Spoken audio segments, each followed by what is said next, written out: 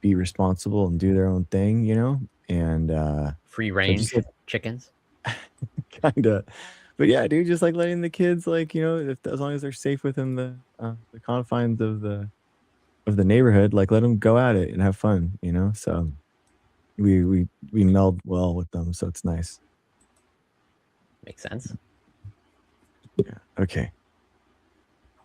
Boom. Okay, we're back. Sweet. All right. Hey, Starry Night. In case of emergencies, will those straws that filter dirty water work? Yeah, they do. They're all tested in order to do that kind of stuff for sure. Yeah, they're all pretty good. All right. Well, ladies and gentlemen, let's start it. The biggest thing in news this week, man, the story that won't die. Honestly, it's because the Republican Party just refuses to do anything that ends with Jeffrey Epstein, but True. still going after the Fauci. I hate the framing of this. I hate how the news or articles frame this. The New York Times: Fauci assailed by Republicans took the fifth. Here's what we know. In a 3-hour Senate hearing this week, Dr. Fauci invoked his constitutional right to stay silent, leaving people confused about many of the issues raised. After Dr. Anthony Fauci invoked his Fifth Amendment right not to incriminate himself at the start of the Senate hearing on Wednesday, Republicans spent next to 3 hours battering him with questions and allegations as he sat in silence. Citing thousands of pages of government records, they held Dr. Fauci, the government's top COVID advisor during the pandemic, responsible for school closures and lockdowns, accused him of enriching himself as people died, and even mocked his interactions with celebrities. Most significantly, they accused him of funding research that led to a creation of the coronavirus that causes COVID, and of lying about it under oath to Congress. So, I guess it's just. I don't know why this came out of this, why this week, what was going on, and then also, oh, thank you, Miss Jade. Um, I just it's so fake, man. All this stuff, all this contempt, and all this nonsense is just so fake. Yeah, it's all performative, right? And well, it is in my mind a witch hunt. I think largely driven, from my understanding, by Rand Paul. Or I mean, most of the Republicans, if not all the Republicans, but like he seems to be spearheading it, and he seems to. I think he's going to attempt to do whatever it takes to pretty much either make Fauci's life miserable, or if you can actually get him into prison, he'll probably do that or attempt to do that. Yeah, and this is like I feel like this is what they're trying. They're doing everything they can in order to do that. And Go ahead. yeah, the releasing of the diary, or from what I understand, it was RFK Jr. that released the diary to Rand Paul, and then Rand Paul released it, I think, to the public or something to that effect. But it's also, I'm curious how that happens, or I don't know. From what I understand, Fauci was essentially keeping records or a diary on whatever, I guess, a government computer. But then I guess he never took it with him or erased it, or I don't know. Well, you have to. Any notes that you take have to be handed back to. I mean, that makes sense. So, But then, yeah, I guess he may put too much faith in the institution of as in taking notes on a government computer as opposed to your personal computer. Yeah. What do you think about it, Prime? First of all, is my sound coming in okay? Yeah. So far, so good. Yeah. Okay. I was having trouble earlier today with someone else. And my computer's acting up. If I don't restart before the streams every time, every time it gets whatever. Anyway, yeah, me too, dude. I have to restart every time too. It's ridiculous. Yeah, it's whatever. But okay.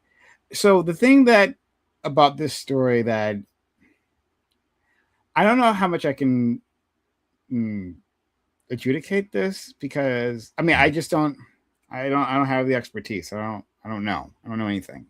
I'm sorry. That's why your opinion's so important. I'm actually really invested into your opinion because it's so interesting to me.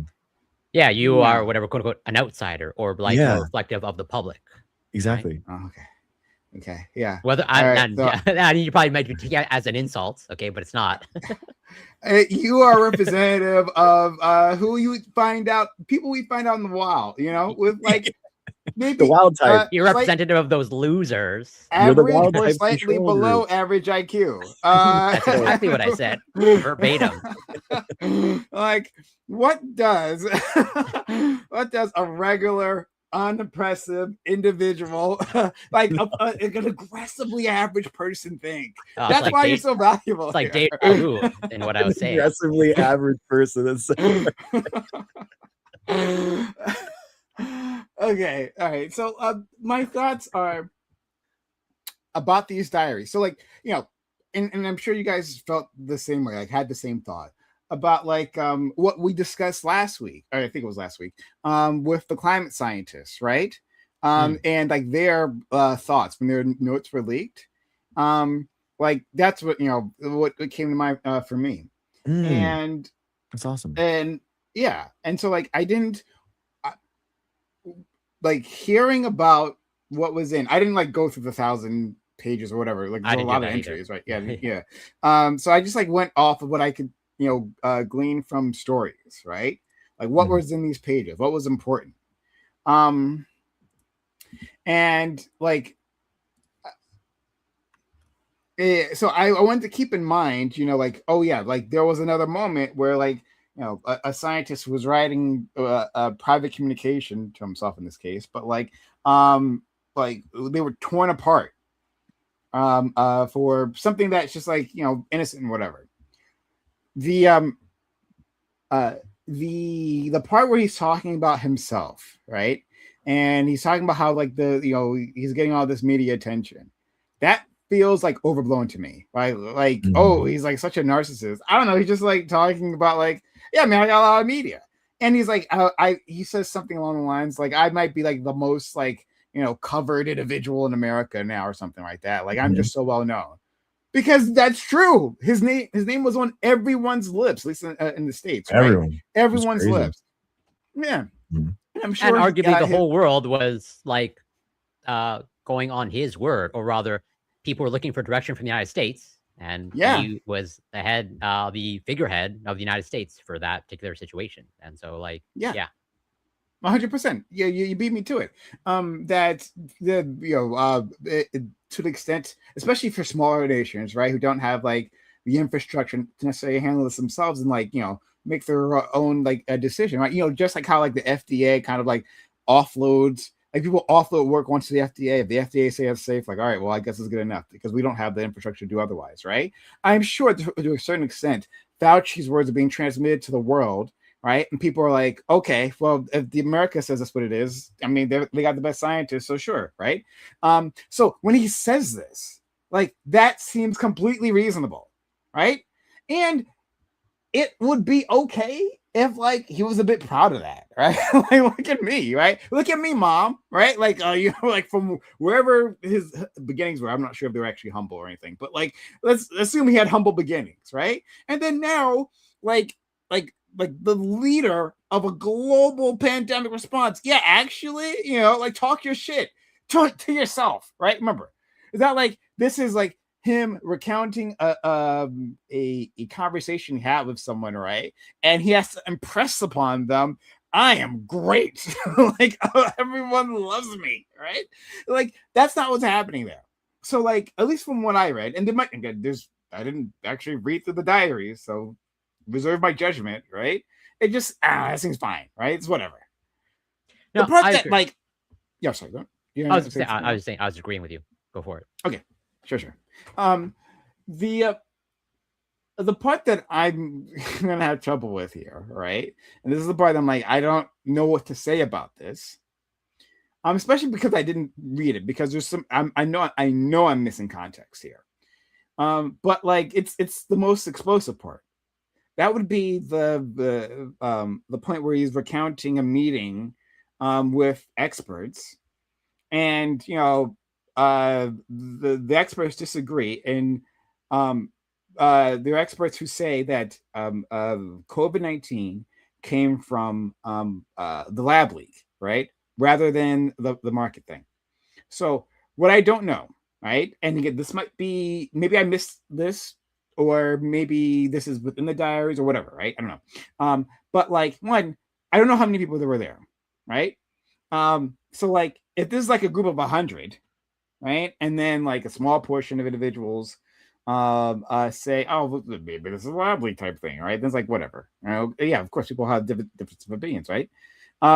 If it's like most of a large group that says it's a lab leak, and then only a few that say it's wet market. It was 9 out of 10 dentists recommend. Yeah, exactly, right? That changes context, right? If most of the experts that you assemble, or at least that you consult with, are saying one thing, and then you tell us a completely different thing without, I don't know, a very good reason, that's something notable, right? I don't know. And again, if I'm missing something, please, people tell me. I want to know, right? But like that seems reasonable for people to feel like they're lied to.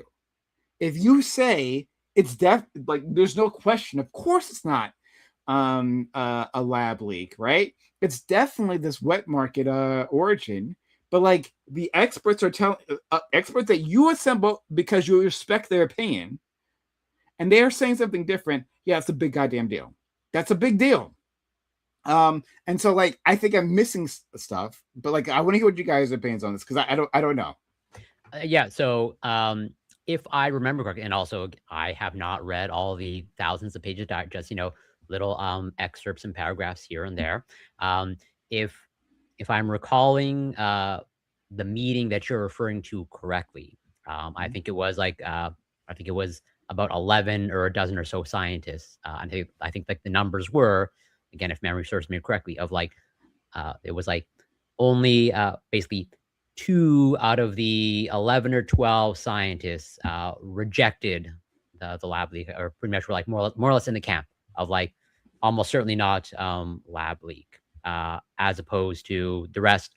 It was not from what I understand, it was not the case of like 2 were rejecting it and therefore the other 9 or 10 were accepting it. It was more like these people were pretty confident in their position, and the rest were, let's say, uncertain, or some were, let's say, on the fence towards lab leak and on the fence towards wet market type of situation. Okay. There's a spectrum of only 2 people. So just to stop you there, there's a spectrum, and this is what I heard as well, right? I don't want to like say any numbers because I don't want to be wrong and it looks again aggressive. Yeah, and I'm not 100% sure that my numbers are correct. But okay. So this is a room full of individuals he's talking to, and it might not be in a room, but I'm just saying like a somebody could fit in a room. He's talking to like about a dozen individuals. 2 of them are solidly against lab leak, right? Like it's wet market, maybe something else, but just like definitely not lab leak. But then the rest of the assembled individuals have a spectrum of opinions leaning towards lab leak or to something else. Maybe I'm unsure. I don't want to give my solid opinion, but there's a spectrum for the rest. That's what you're saying. Yeah, that is essentially a summary of my understanding of what I recall reading. I'm reasonably confident that it's about a dozen, because like I believe Fauci was understandably looking for world-renowned like experts in the field specifically for this, and there's only so many people that are qualified to do that. It almost certainly not like 100 or 50. Like that should be narrowed down to a pretty a dozen or so, if maybe at most like 20 to 30 people in my mind. Okay. Okay. First of all, even Rand Paul hasn't read this damn thing. He put it into AI, and the first page is AI summaries. Okay. So this already like the anti-vaxxers in chat saying we haven't read it. Dude, he like Rand Paul put it into Chat GPT. Okay. Okay. So January 31st, Fahar patches him into a call with Anderson. Holmes was already in the loop. They're not talking about internet rumors. They are staring at the furin cleavage site, discussing deliberate insertion in Wayne, whether the virus had escaped from the laboratory. So January 31st, 2020, I'm assuming that's what he's saying. If it's 2021, I don't know. No, it would have to be 2021 because the sequencing didn't come out until February 2020. So it had to be 2021. You got to put a better prompt in there, Rand. You got to put the prompt into ChatGPT so it puts in the date. Before most Americans knew there was an origin debate, the government's top infectious disease official was already confronting the lab scenario. That was weird. After the Jan 31st meeting, the proposed larger group split into two tracks, the international and the American academies. Fauci was not at the edge of the origins inquiry, blah, blah, blah. So then February 1, the call included Collins, Farrar, Valance, Anderson, Holmes, Voucher, Dresden, Gary, others. According to Fauci's own account, Voucher and Drosten argued for a natural origin. The rest, through deliberate insertion, was possible. Through She's. So it sounds like there's the two that I mentioned of like two that were natural and not wet market. Yeah, this is before. So this is before Warraby and Picard were the big papers that came out in 2022. So this is before this. Okay, they are literally this is early days of the. Yes, they didn't have, and it's good. It's good that they are actually sitting there and discussing this. If they weren't even discussing the possibilities that it leaked from the lab, that'd be a huge red flag, right? Or if they were saying that it was only a lab leak, I would be like, what? They're not even talking about zoonotic spillover? Of course they're like debating it. That's a good thing that's happening. Because of Zhang Li's coronavirus work hanging over the discussion, Fauci wrote, we could not let this go. Then the public story hardened. On February 6th, the government's first formal review found no clear evidence of the malfeasance, but still had the issue needed to be investigated. Okay. So April 17th, Fauci was telling the country the virus was totally consistent with the natural species jump. Okay, that's still true. By May, he was brushing aside a laboratory accident. Dude, it's like so frustrating that even the AI is like bloviating here. May 2021. So yeah, it was in 2021. Fauci wrote that the HHS public officials resisted an NIH statement, proactive talking points and directed responses to the congressional inquiries from Wuhan. Maureen was blunt. If the government stayed quiet, it would look like they were covering things up, which is true. That was why the WHO did like go in and did their own investigations on top of the Chinese investigations. Fauci pushes back on the FBI's lab leak case in July 2021. Fauci met with Cameron and Bitter, the NSC's director for the intelligence program. Fauci wrote that the FBI had, quote, no idea what they're talking about because it was convinced as COVID originated from a lab leak. He urged the NSC officials to work closely with Anderson, Holmes, Gary, Russmount, the same scientific circle that was at the center of the origins. Yeah, so the people that actually know what they're talking about. There you go. I mean, like it's like they were discussing the thing that everyone wants them to discuss about, and then the science came out and settled it. So like, why would that? I don't understand. Like it's so wild. Go ahead. What it sounds like. I'm going to try to. I want to be charitable to the other side, right? To our anti-vax, or at least anti-Fauci friends, right?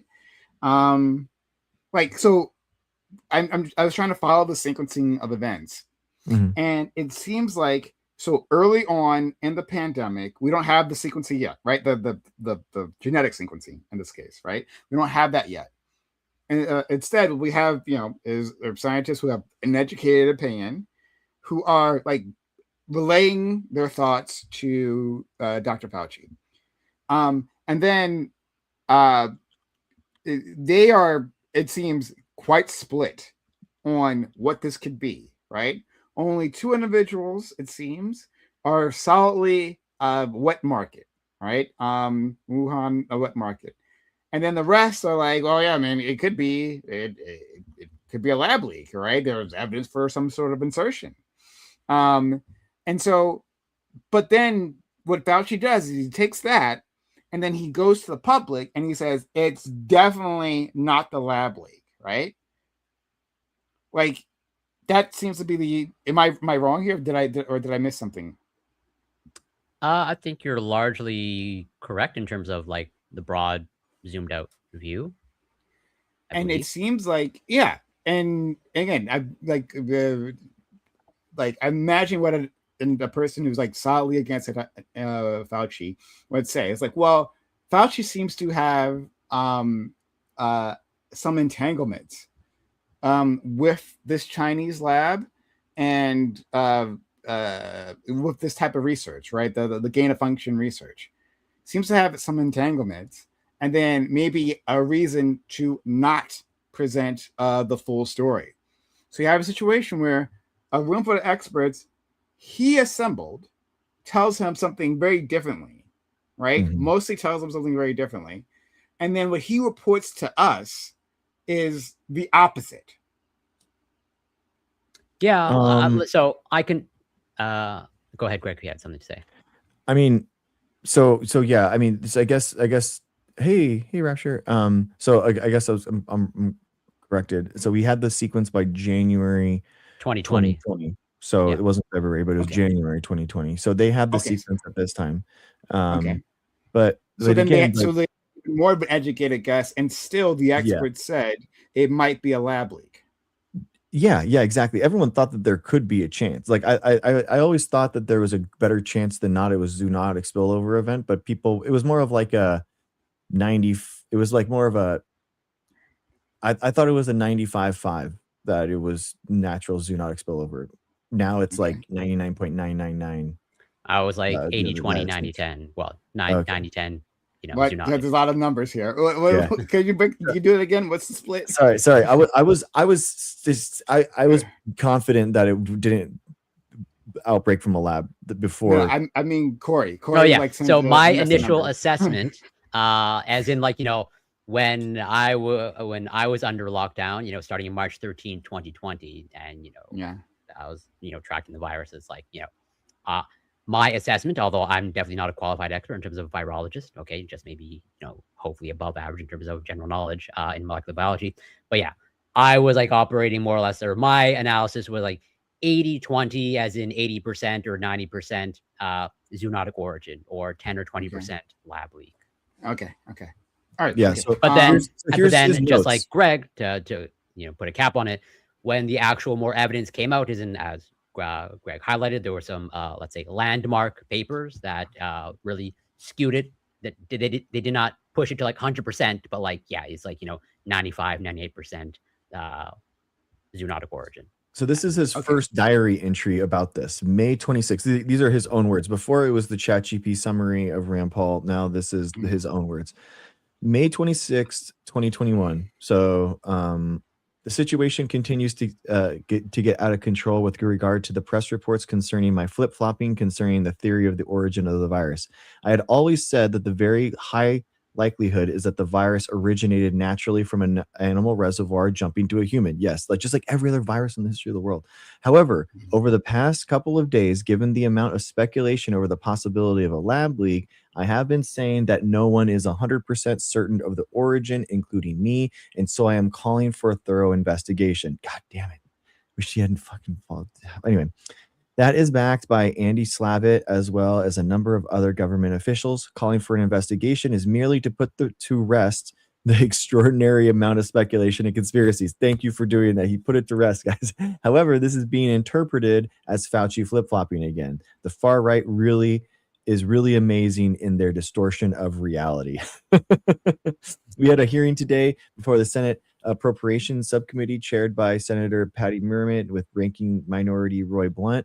As expected, several Republican senators got a bit snarky with me, asking about the questions of the origins of COVID-19. In particular, Kennedy, Rand Paul, Kennedy, Louisiana. In addition, Braun, Rubio, and Graham all asked questions with the hint of the conspiracy theory that somehow that the Chinese let the virus escape from the lab, and the possibility that NIH inadvertently contributed to this by funding the lab to do research on the coronavirus. This type of conspiracy theory is getting very hot and heavy of late, with multiple publications promoting all sorts of theories. Let's see. We are bombarded with he's just like taking notes, I guess, of all these things. And then he had Here we go. This is another one. So that was May, okay, and this is July, okay. So this is a little bit later, and this is his actual words from the excerpt that we read earlier about this meeting that we were talking about. Quote, I had a very important meeting today with the NSC led by Cameron and Bitter, who is the Senior Director for Intelligence Programs at NSC. We met in the EEOB SCIF and discussed the briefing document that the NSC, the National Security Council, had presented to the president a week ago. Beth wanted me to have an official briefing because of the catastrophic briefing that the amateurs from the CIA gave several weeks ago. Oh my God. There are new surprises for me in the briefing, except that it became clear that the FBI had no idea what they're talking about since they are convinced the origin of COVID-19 is from a laboratory leak. The reasons that they give do not make any sense. In contrast, the NSA... What is the FBI going to say about, like... I know, what the fuck are there are they talking about? What kind of scientist is in the CIA? It's like getting the FBI to, like, diagnose your car or whatnot. Exactly. Like, what are you talking about? Like, in contrast, the NSA gave some reasonable hypotheses leaning heavily towards a natural jump of species in the environment. I spent some time explaining to Mayor and Beth my own theories that the Chinese act like they're covering up something, even though they have nothing to cover up. They manifested this in their response to the original SARS-CoV-1 when they insisted this was just an atypical influenza, when in fact it was the beginning of a coronavirus pandemic. In addition, they likely shot themselves in the foot when they denied the presence of wild animals in the market, when we know they were present and the Chinese cleaned out the market before adequate testing of animals could occur. So this is like really tough. So this is a good point. I mean, they cleaned out the animals from the market that they thought there was a natural spillover event at. And a lot of people are like, well, they're trying to cover something up. And I'm like, isn't that good though? Like, wouldn't you try to clean some? If you thought that there was a spillover event happening, you'd want to stop that from happening as soon as possible. They literally let the WHO in to take samples before that happened, after the animals had been cleared out, but the stalls were still there and everything was there. So they still could get the DNA and the RNA swabs. It wasn't like they weren't allowing testing. So I still think that that's kind of like a weird thing. But okay, back to it. In addition, they likely shot themselves in the foot when they denied the presence of, in essence, they clouded the possibility of proving a natural emergence. I don't think so. I mean, this is also before Picard and Warraby came out. So this is a year before that. I urge the NSC folks to work closely with the qualified card-carrying evolutionary biologists, such as Christian Anderson. He's an absolute awesome Twitter follower too. He's really good. He's at Scripps. Eddie Holmes, Bob Gary, Andy Rombart, among others. I also explained to them that the multiple reasons epidemiologically and molecularly why it is almost certain that the virus evolved naturally from a species jump, even though I emphasize that I keep an open mind about the possibility of a lab leak. However, in this regard, I emphasize that just because two alternatives are possible, that does not mean that they are equally probable. I believe they understood where I was coming from, and it turned out to be a very good meeting. Yeah, they told famously that was the end of that. That was the end. So what do you guys think of that? Listening to his actual words, that was actually really interesting. That was interesting, but I think what I'm most interested in is like the moment of this meeting, because so the reason why this is my focus. I'm not sure if our anti-Fauci friends, this is their focus, right? So if you're in chat and I'm misrepresenting you, I do apologize. I don't mean to do that. But like the reason why this is my focus is how I was first introduced to the story. Once the diaries leaked, right? I was watching a news channel, and they felt like they had been lied to. They're like, oh, like, this is an example of the authorities lying to us. Fauci, he said one thing and it was actually a different thing. And then these people were convinced that it was a lab leak afterwards. So they're like, yeah, it was 100%. This proves it was the case. He was lying to us. There's a lot of the far left that believe that it's a lab leak for a lot of and the reason why, right? Yeah, that's John's. Yeah, but he's not far left. But still, but he does. But the reason why was because they read the Wall Street Journal article version of this, right? And I couldn't get that. This is I fucking anytime someone comes on the Wall Street Journal, it's very frustrating because I don't have a membership. I can't get past the fucking payroll. But like their write up of this makes it look extremely negative. And I really wanted to see exactly what was in there, but I couldn't get my hands on that, and that's important because of like because I'm like, all right, well I'll just go other places, right? I'll just wherever else, but everyone else had a different focus on it, right? Like they were talking about like Fauci's relationship with Trump and like how he felt like polarizing, the relationship was falling or whatever, right? But there's a whole bunch of headlines there, and that's what they were focusing on, not so much this moment. And so like this is what I want to know: am I missing something? Like and like when I was watching this news video, I'm like, these people are fucking hysterical. They're on the left, right? But like these people are fucking hysterical. They're like they're positive. It was all a lie. It was all made up, right? And not that it can't be, right? Like because I'm no microbiologist. Like these two know a lot more than me, right? Like how dare you? But like not be a microbiologist. Yeah, but like from a very much outsider's perspective, a lab leak seems like a very reasonable explanation for these things, right? And so like I've been on the fence the entire time on this, right? And I cannot adjudicate it for myself. But so when this comes out, right? Like as a person again who's on the fence, hearing the way this was presented to me, it sounded hysterical. That like it's definitely a lie. We were definitely lied to. Like the jury is in, right? So I'm like, I need to find this piece, this pivotal moment. So if you have that, I'd love to hear that part.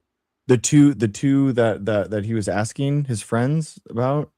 Is that what you mean? The meeting of the 12 individuals, the scientists. Yeah. Yeah. That was the page 14 that we went to at the very beginning. Let me see. I just asked AI. I got it. Page 14.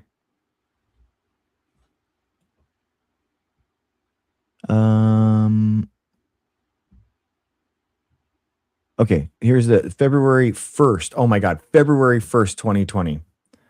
Conference call. Okay, there is a lot of people in there.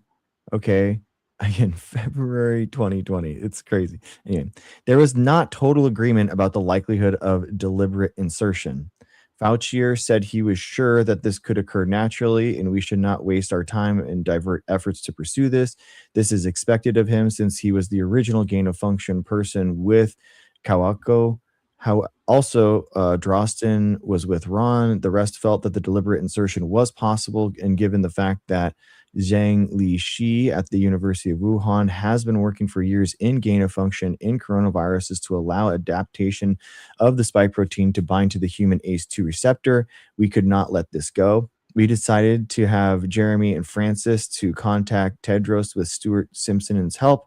I arranged to do this to see if Tedros could convene experts. Meanwhile, the DHS and DOT and FAA are working hard on the logistics of diverting plans to select airports for the screening, with the capability of screening with questions in quarantine or moving to voluntary isolation. Oh my God, they were actually talking about that, bro. Oh my God. That was it. I didn't know that they were actually going to try to quarantine people coming into the country, dude. That would have been the move to like save like hundreds of thousands of lives, but Trump didn't do that. That's wild. Dude, so again, that was all bullshit. That I had some MAGA on a panel talk about this and say that was the slam dunk too. So basically, there's not totally agreement on the likelihood of an initial deliberate insertion. So there's only two that said it was absolutely zoonotic spillover, and we shouldn't even waste our time. That I was referring to. It wasn't that like it wasn't possible. It was just that they shouldn't spend time on it. So it was a complete lie. Does it tell you like how many individuals were there? Yeah, there's 1, 2, 3, 4, 5, 6, 7, 8, 9, 10, 11, 12. So 12. 12. I mean, the idea that that should be like the meeting that I was referring to. yeah, two out of 12 that are like saying that we shouldn't. I mean, the other that they're not saying that it's not possible, that lab leak isn't possible, that zoonotic spillover isn't possible. They're saying that it's so likely to occur that we shouldn't waste our time and divert efforts to pursue that. They're making the claim that it's so that we shouldn't even like, look into it. But obviously they did. That's February. This is February 2020. The last, and then the other, this was the other diaries mentioned that we did. That was a year later. And they're still like, and the FBI is coming over with this nonsense. So this is completely different. Wow. That's crazy. I had no idea. That's wild, dude. February The Republicans are completely lying about it then. They are completely lying about that meeting. I mean, not that I necessarily want to give the benefit of the doubt, but I can imagine that they're just misinformed, as in like they're oh, dude. No, they did not read this, and they said that they did, and they're using this diary as a well, I agree there, as in like they think they probably got a summary, or like they're reading articles like in the Wall Street Journal, and like they're taking their word like, oh, this other person read it, and like this is an actual reflection of like what occurred in the meeting. But like hopefully if you actually go by the actual, I guess, words by the person that attended the meeting, it's like there's a lot of nuance there. And like the only thing that you can say for certain is like there were two people that were pretty much like saying more or less like we're highly confident it's zoonotic origin, and let's not waste time going down the rabbit hole of lab leak. Dude, I mean, even the AI summary is saying, according to Fauci's own account, Fauci and Drosten argued for a natural origin. No, they are arguing that it was obviously a natural origin, and they shouldn't even like investigate the origin of it. "Quote unquote, the rest thought deliberate insertion was possible." Of course, it is a possibility, but it's not. It's a possibility, not probability thing. It's exactly what he was talking about. And actually, I think. So even though, we started out, or let's say Prime started off as, due to my framing, like Prime is the outsider and, the uninformed, average person. But it's like, I think this is like the good example of like, this is one of the reasons why we rely on institutions of like, if you don't have the requisite knowledge or expertise, understandably, as in I don't have requisite knowledge or expertise on, an infinite number of topics. And, I only have a very narrow field of expertise. Just so happens that it applies here. But it's like, how does an institution communicate to the general public that type of messaging where like, even though Fauci said, I think as you read out, of like, he's essentially in the camp or high probability of like zoonotic origin, but as I think his exact words were, that does not mean he's 100% certain, and he keeps an open mind. But then there's unfortunately people that take that as like, oh, if it's not 100%, then there's the chance that it's 0%. As in like, as in like, it's totally now equally probable that lab leak is a thing. And I think though the other part that like I said it previously, but like I don't think you addressed is that like Fauci has entanglements, right? Professional entanglements, and it seeming my understanding, unless I'm completely wrong, maybe this was completely made up by the right wing, and okay, well then whatever, right? But like my understanding, he has professional entanglements with like gain of function and financial entanglements, like here, and so like there, from what I've heard from my anti-Fauci friends, again, I'm trying to do a good job of representing you here, is that like, yeah, he's got motivated reasoning to say, oh, certainly zoonotic origin. Like, well, of course it is, right? And it's silly to think otherwise. And like and again, like from if I'm reading it from their perspective, like this meeting tells me that it's not silly. That like, especially if in January 2020 is that when we had the sequencing? Was that January 2021? Yeah, January 2020. We had sequencing 21. So yeah, January 2021 is when we had the vaccine. Okay, so in January 2020, we have the sequencing of the DNA, and like these scientists are looking at it. They're looking at it. It's sequenced, right? Yeah. And from their professional opinion, well, yeah, it could be a lab leak. It could be like, human insertion here, right? And then, but the response that we get, it's like it's definitely not. So Do you see how let's put altogether this might be problematic? Go ahead. let's put it into context. So what that sequencing allows them to do. So Mhm. they're not just looking at the sequence and they're not just staring at the sequence. What they did and what I did immediately after getting this, you basically align it with other viruses that we know the sequences of. So you see like how they actually stack up and which portions of the virus are different. And that highlights the different portions of the So you get genome. so you get a baseline. So I'm just trying to Yeah. Go translate ahead. this. You get a baseline, right? You got this virus is the code virus, right? We know this code virus is of natural origin, right? This is a genetic sequence, right? And then we're using this one because it's similar to the COVID version, right? Like the other one we're looking at, and we're comparing these two sequences, and we're saying like, hey, between these, right? Like where like the mutations that are different, right? Like the Mhm. mutations there, like do those seem natural or unnatural, right? Like manually placed. Is that Yeah. what's happening?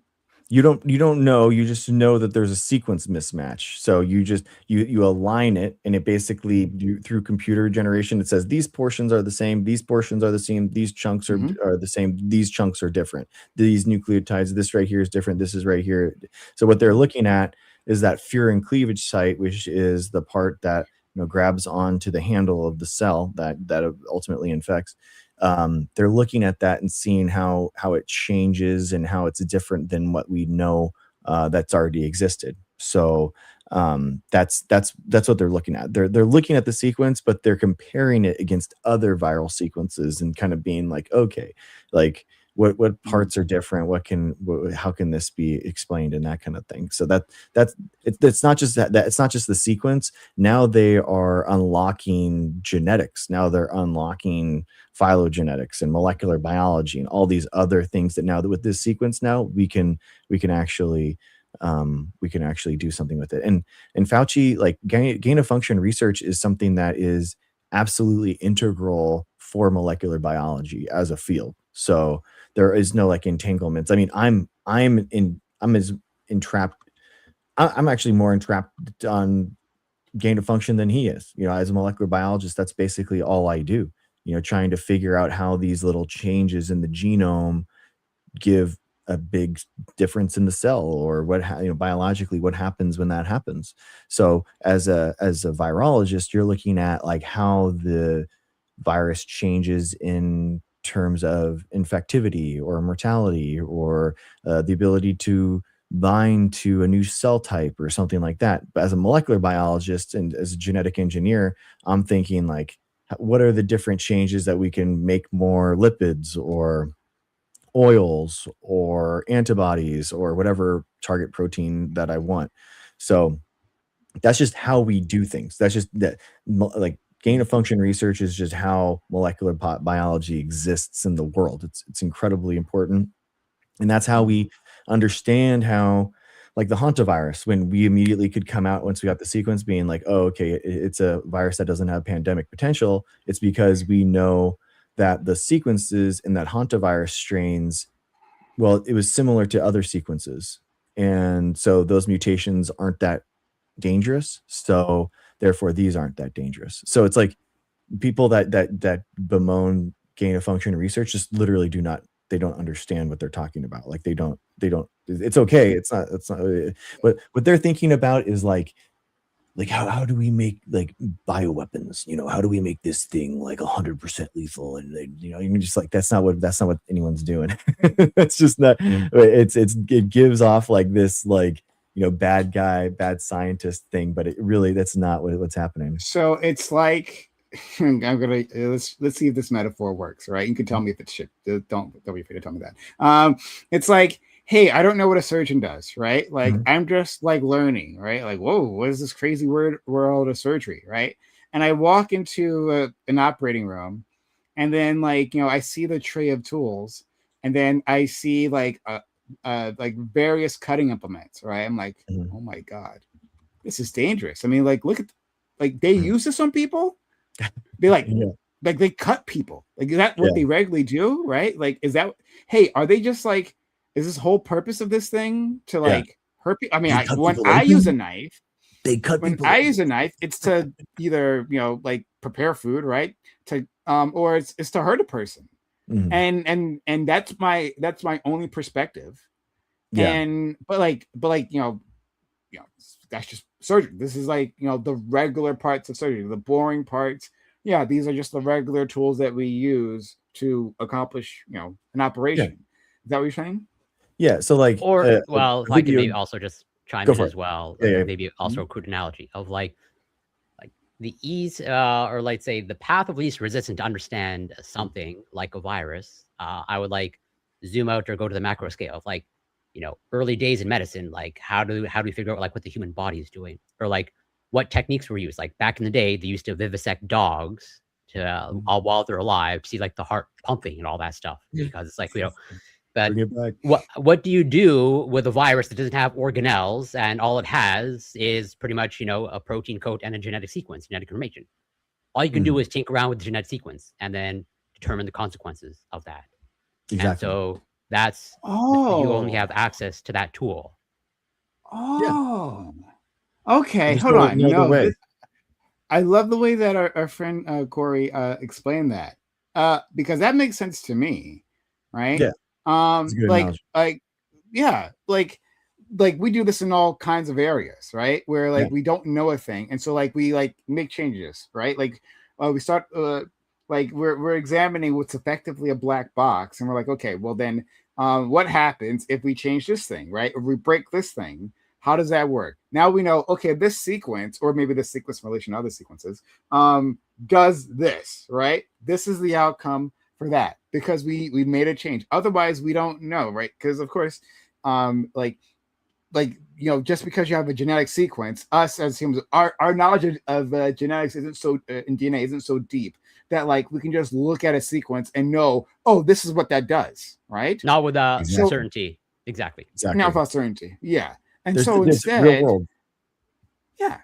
so instead we like take pieces and we just like swap them out, right?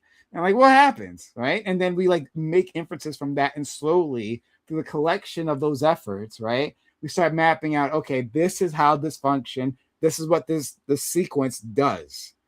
Okay. Yeah, exactly right. Like if you can maybe imagine whatever 10,000 years from now, whatever that human population looks like, but like whatever, that a human that has no conception of a car, and they come across a car and they want to figure out what it does, like what approach you're going to take. You just got to start breaking things, and it's like, well, what's the consequence of like whatever taking this out, and just like, you know, more or less just like, what's the consequence of putting a flame towards this black goo here? Yeah, exactly. And there can be good. You can there's, as in like, once you tinker around enough, like you can probably get to the point like, okay, I know how to make the car faster. Okay, but like your approach is almost always going to be, it's like, I just got to go in and start breaking things down and see what the consequence of that is, and that's ultimately what gain of function research is. But sometimes it can lead to making the virus more pathogenic. But then if you do that, now you know what needs to occur at a genetic level for the virus to become more pathogenic and more transmissible. Yeah, so like the video game analogy, like playing World of Warcraft, like I would have a bunch of gear that I didn't know what the best combination was in order to do the most damage, right? So I would take, like, I was a rogue, so I had a bunch of, like, when I got after a raid, I would have a bunch of new gear, and I wouldn't know what combination would make the best DPS, so do the most damage. So I would do this thing that we have this parsing program where you basically put in all your equipment to this program, and it tells you like, this is what your DPS is. And then I would change to one of my rings, and then I would run the simulation, and then it would tell me this is what the damage is with that combination.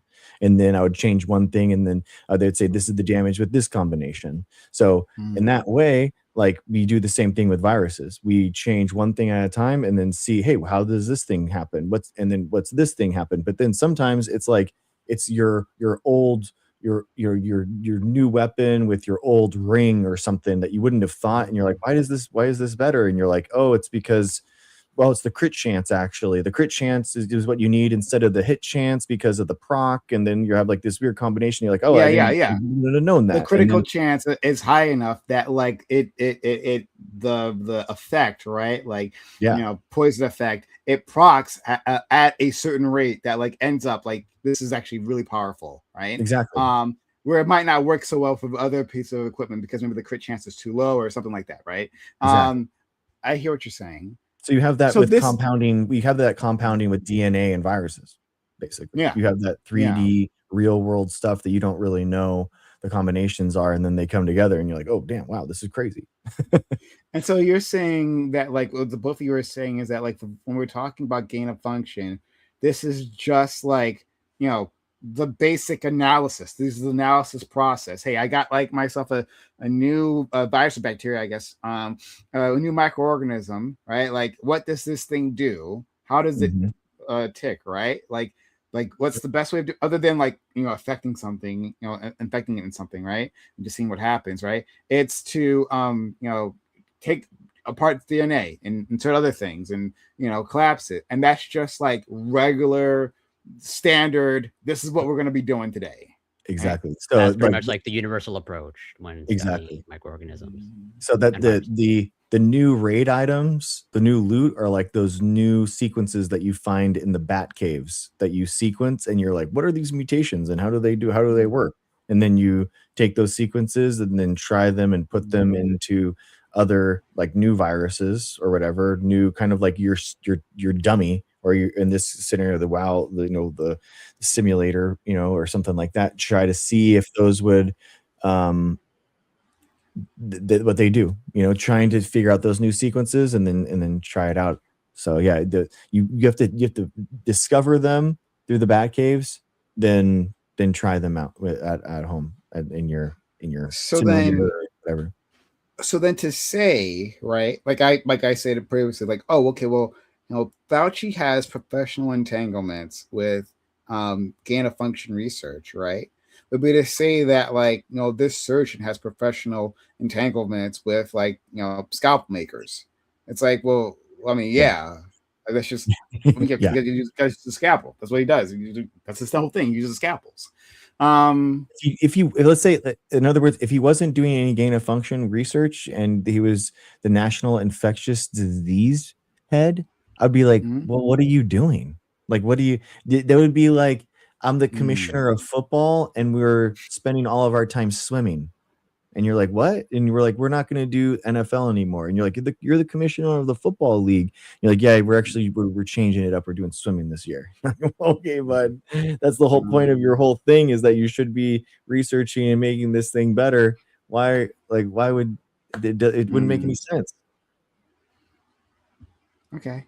All right, that's very helpful. I mean, like that's very very helpful, and I don't imagine I'm the only person who maybe didn't have a full picture of this. I think it's Or probably maybe the majority, I'm and that's why it makes it so difficult, and understandably so. Like I don't know how you message these types of things. I'm still figuring yeah. it out myself. Yeah. Yeah. I Um. mean, I actually, it's interesting because this is like this is the thing where I'm a molecular biologist and I'm doing population genetics and all that kind of Mhm, stuff. So I'm like really um, an expert on this part. So that I mhm, talk about this a lot, just as because, and it's also an example of like misinformation and disinformation. So in mhm, my brain as a content creator, I'm like talking about this like 10 times a week or whatever. But people are mhm, still contacting me and leaving comments and stuff that this is actually really helpful because they were like leaning towards this stuff. So it's interesting for me to um yeah, it's interesting for me to go through it and figure out how I can better explain it. So it helps me as well. yeah.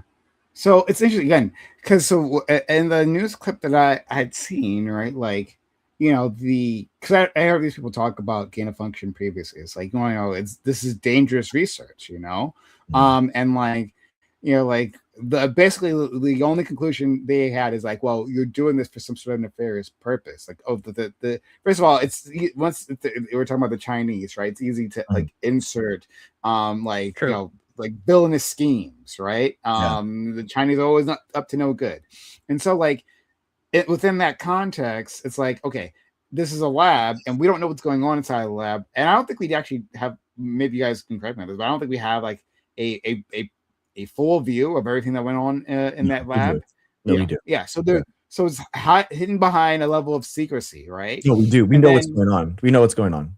They do never mind. You're saying the opposite? Okay. Yeah, they do share. They do share with it. Yeah. Oh, they did share. Okay, great. That's the whole point. That's the whole point. That was the Eco Health Alliance and Peter Daszak and them actually like coordinating, and that coordination is where they think that the nefarious part came, because we were communicating and because we were getting information from there and we were giving them money to make sure that they had proper PPE and they were doing the right tests and all that kind of stuff. People are like, oh, so now you're entangled in there, and that's where you gave money to them in order to do this stuff. That's where the whole conspiracy starts. Oh, okay. Yeah. Okay. Yeah. So yeah, I mean, it's a tough situation. It's a tough situation because, like, this is the entire industry, right? Or field of research, whatever, is a black box to us, to the outside, and all of a sudden it becomes extremely important, like deadly important. World economy breaking important, right? And now we all have to examine, like, okay, what's happening in this place, and we don't have. And context. just sorry to interrupt, but just I think before 2020. I'm reasonably sure like the general public had no idea or had even heard of PCR. I think now I don't know whether it's more universal, but I think there's way more people at least it's on their brain and they have a loose understanding of what PCR is or how it's used in medical diagnostics. Yeah. It's like, we just don't have a good insight in this. And then there's a lot of headlines that are written by other people, journalists, who don't really know, but they're being asked, right? Like, you got to write a story, you got to inform the public, right? But they don't have a very good understanding. And gain of function sounds like every science fiction, on this type of thing. That's what it sounds like. This was exactly what this looks like. No, I don't begrudge the general public of if the words gain of function are used, they just automatically assume, well, this is just bioweapon manufacturing. Yeah. There's the colloquial definition and then the scientific definition. The one that we are talking about is more of the official virological molecular biology version that people don't really understand. That even Rand Paul doesn't understand, but he makes it seem like they are trying to nefariously gain function of viruses, that viruses shouldn't have and stuff like that. That's which is frustrating, because that also is what molecular biology does. Technically the algae that I made that kills cancer, non-Hodgkin's lymphoma cancer, it made a toxin in its chloroplasts that when we extracted it and put it into mice, it killed that cancer. So did that algae gain that function? Yeah. Is that a bad thing? No. So it's even in that concept, it's it's very weird. Could you I would like to ask the audience, and this is mostly our friend Dr. Greg's audience here, because apparently there's some anti-vaxxers or anti-Fauci individuals, I want to say, right? I'm not trying to load things, right? Within the chat. I would like if you guys could tell us, what are your concerns, right? If you could write, something short in the chat and just tell us, because I'm sure I'm missing stuff. You're well, why is it saying this? This is the obvious smoking gun, right? I'm sorry. I'm not within your circles, and so I don't necessarily know.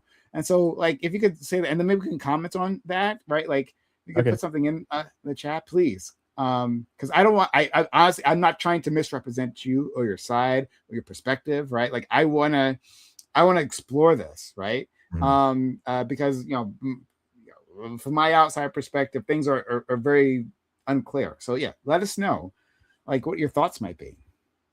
But in the meantime, so Prime, based off of let's say some of the things that we went through, are you still, or at least it seems you maybe have the impression that, based off what you read and things that other things that you're consuming, there's a case to be made that maybe Fauci misled the public based off of the private conversation he may have been having, that he wasn't let's say communicating to the public about. Are you still under that impression, or are you still like, let's say, you still think there's a case of like, oh, Fauci may have misled the public or wasn't truly transparent about, or let's say truly consistent with his messaging? I will answer that, but I want you can answer one question for me. Sure.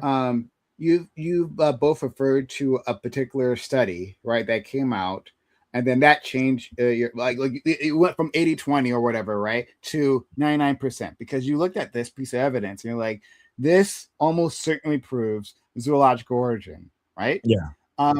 When did that come out again? 2023, 2022, something like that. Yeah. Orby 2022 and Picard 2022. Orby 2022 and Picard 2022. Okay, right. So these two studies happened in 2022, right? And was it 2020 is when like everything first started happening, right? Mm-hmm. And the conversations that we were examining, this meeting, right? We're examining that happens in February 2020. Okay. Yeah. So, all right. What? I had so many freaking conversations about this, like during the pandemic, right? Like I had a platform where people came in and argued with me all day about these things, right? Yeah, so like I had a lot of conversations back in the day. And so what our more skeptical friends would say is that, hey, we have a government response here that has shifted, right? Like they've given us messages to the public, and then like that has shifted. Like if you like timeline it, right? That like this is the message. This is absolutely what you should be doing at this point, right? Or February 2020. And then by June 2020, there's a different story. And then we're being gaslit like the other instruction didn't happen, right? Like one of the things that they were really concerned about and that like helped grow skepticism for is that like, hey, there's a shifting story here. And then first you're being told you're crazy to even question it. And then it does shift, right? And sometimes it shifts in our direction, right? Our skepticism, like, is proven correct, right? Maybe this wasn't the best course of action, and now like the whole world is accepting that, pretending like the last thing didn't happen. You didn't just like make fun of us for like months at a time. This was the conversations I was having. Looking at from what we've seen so far. Like, I think it is reasonable for a person to say that this was dishonest. If at the time Fauci was saying, like again, between 2020 and 2022, before the studies came out, once the studies come out, then he has definitive evidence, right? I can point to these are the studies, right? What else can I point to? I can point to these studies and say it's zoological, right? That changes the game. But before then, right? The public is asking about this lab leak, which is not unreasonable. And he has people who are telling him, oh, yeah, it could be a lab leak, right? We looked at the sequencing for what it was, like for what that information that gives you. And yeah, it could be a lab leak. But the message that he's giving us is solidly not lab leak. Yeah, that seems dishonest. I mean, the diary shows that they not only pushed lab leak to cover it, but also that Fauci didn't think that there was a substantial evidence for it. But since so many people were talking about it, they investigated it harder than they would have. So like I feel like it's kind of like the opposite. What would have been lost by saying we don't have substantial enough evidence? We have to wait for. They said that. They said that straight up. They said that was the proximal origins paper. That they were literally like, this is what our hypothesis is, and we're going to investigate it. The only people that have actually tried to investigate the origins of SARS-CoV-2 are scientists. So that's just what it is, like, so like we're still doing it to this day. We actually, they had, I have someone saying that they wanted to join. I don't know. I'm not necessarily opposed if they have, valid. Yeah. questions. Yeah, especially if they're anti-Fauci. Again, that's what Yeah, we'll call I'm also them. not opposed to that. I would actually like to hear their thoughts. Okay. Howard, it's someone in YouTube chat. I can't bring them up. And the people that are Oh, yeah. trusted for TikTok. Can you, Bitter Truth, can you try joining on TikTok, man, so I can bring you up? I have a super chat. I witnessed some pretty despicable Asian hate living in Seattle area when the breakout happened. Had to call 911. The lab leak conspiracy happened almost immediately here since we had the first cases.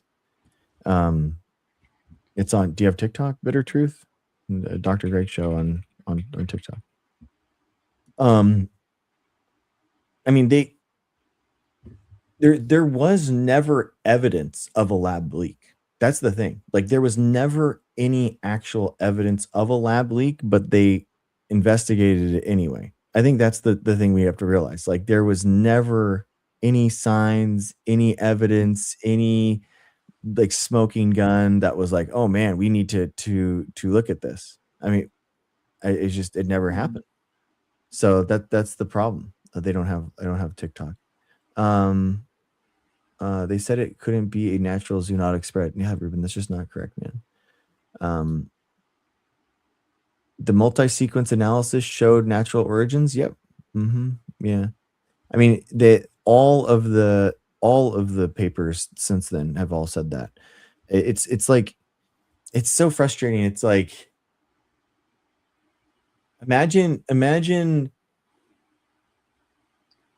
not knowing how to read and then telling people what's in books.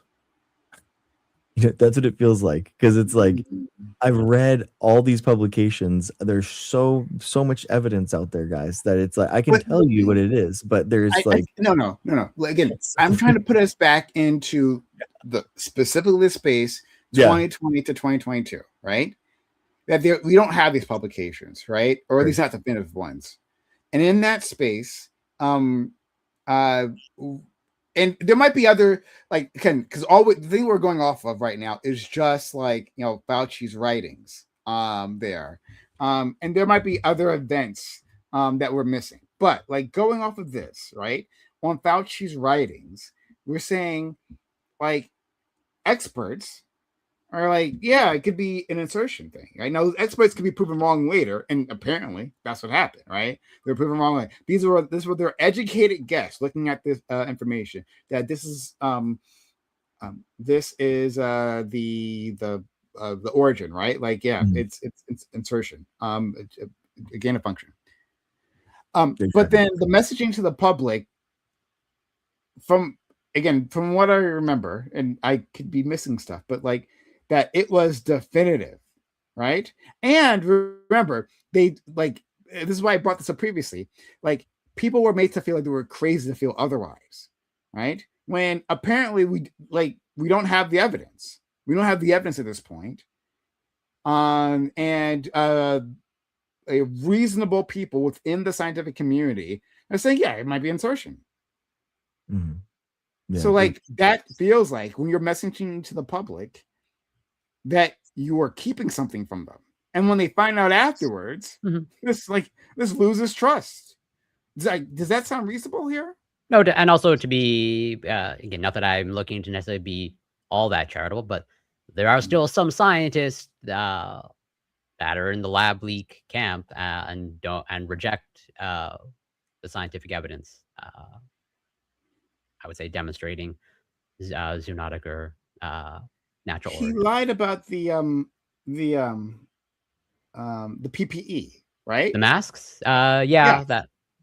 That noble lie, not the greatest. I don't. Lie, but a lie nonetheless, right? He lies about the PPE, and I'm not like fighting back against you, but he lied about the PPE, excuse me. And then he doesn't give the full truth as to like what the scientific consensus are. There really was no consensus at this point, right? Like, people are still working on things. He doesn't like give the full truth and says it's definitive, at least from what I remember. If someone can bring up quotes from that period of time and like maybe he's saying something differently, it's like, oh, he's more wishy-washy on this, like leaving it more vague. That's different. But if he's telling the public, I mean, that's what the that diary this said. is, The diary said yeah, that yeah. he was. But like, I don't. Again, I can't remember. This was so many years ago, right? But like, and I didn't care nearly as much as other people did. Honestly, I was like, let's just get through this. I didn't really care. The same way, but like, it feels like what was being said, like it's definitely a zoological when there was a question here, right? And then all the other shifting, there was other shifting that happened within these responses, right? Like there's a whole list of these things that happened. And so, yeah, looking at that from an outside perspective, right? If a person doesn't trust institutions, then it's reasonable to say, yeah, there's deception going on here. And I have reason to not just take your word for it.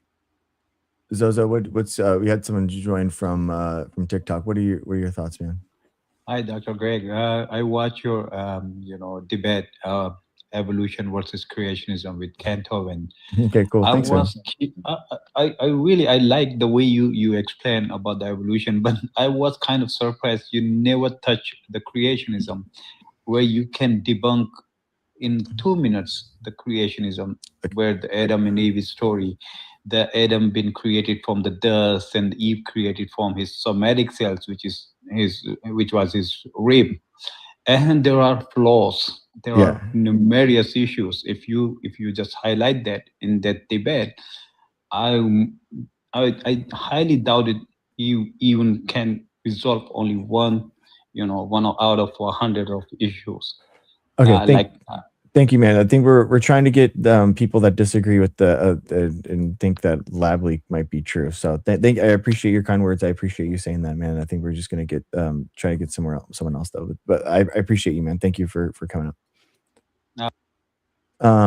Okay. No, it was. If you're a lab leaker, then please come on. We'd love to hear from you, honestly. Or rather, a believer in the lab leaker hypothesis. Do not leak things from yeah fair enough.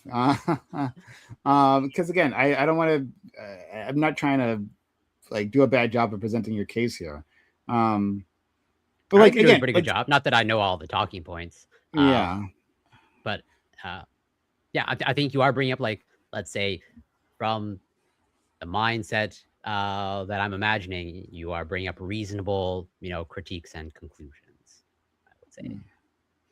But it's like, I don't know how an institution communicates these ideas or how it deals with this person that like, because I mean, at the end, like, it more or less is like this person has to rely on the messaging of the institution, unless they are themselves gonna whatever get all the requisite knowledge to dive into the scientific literature.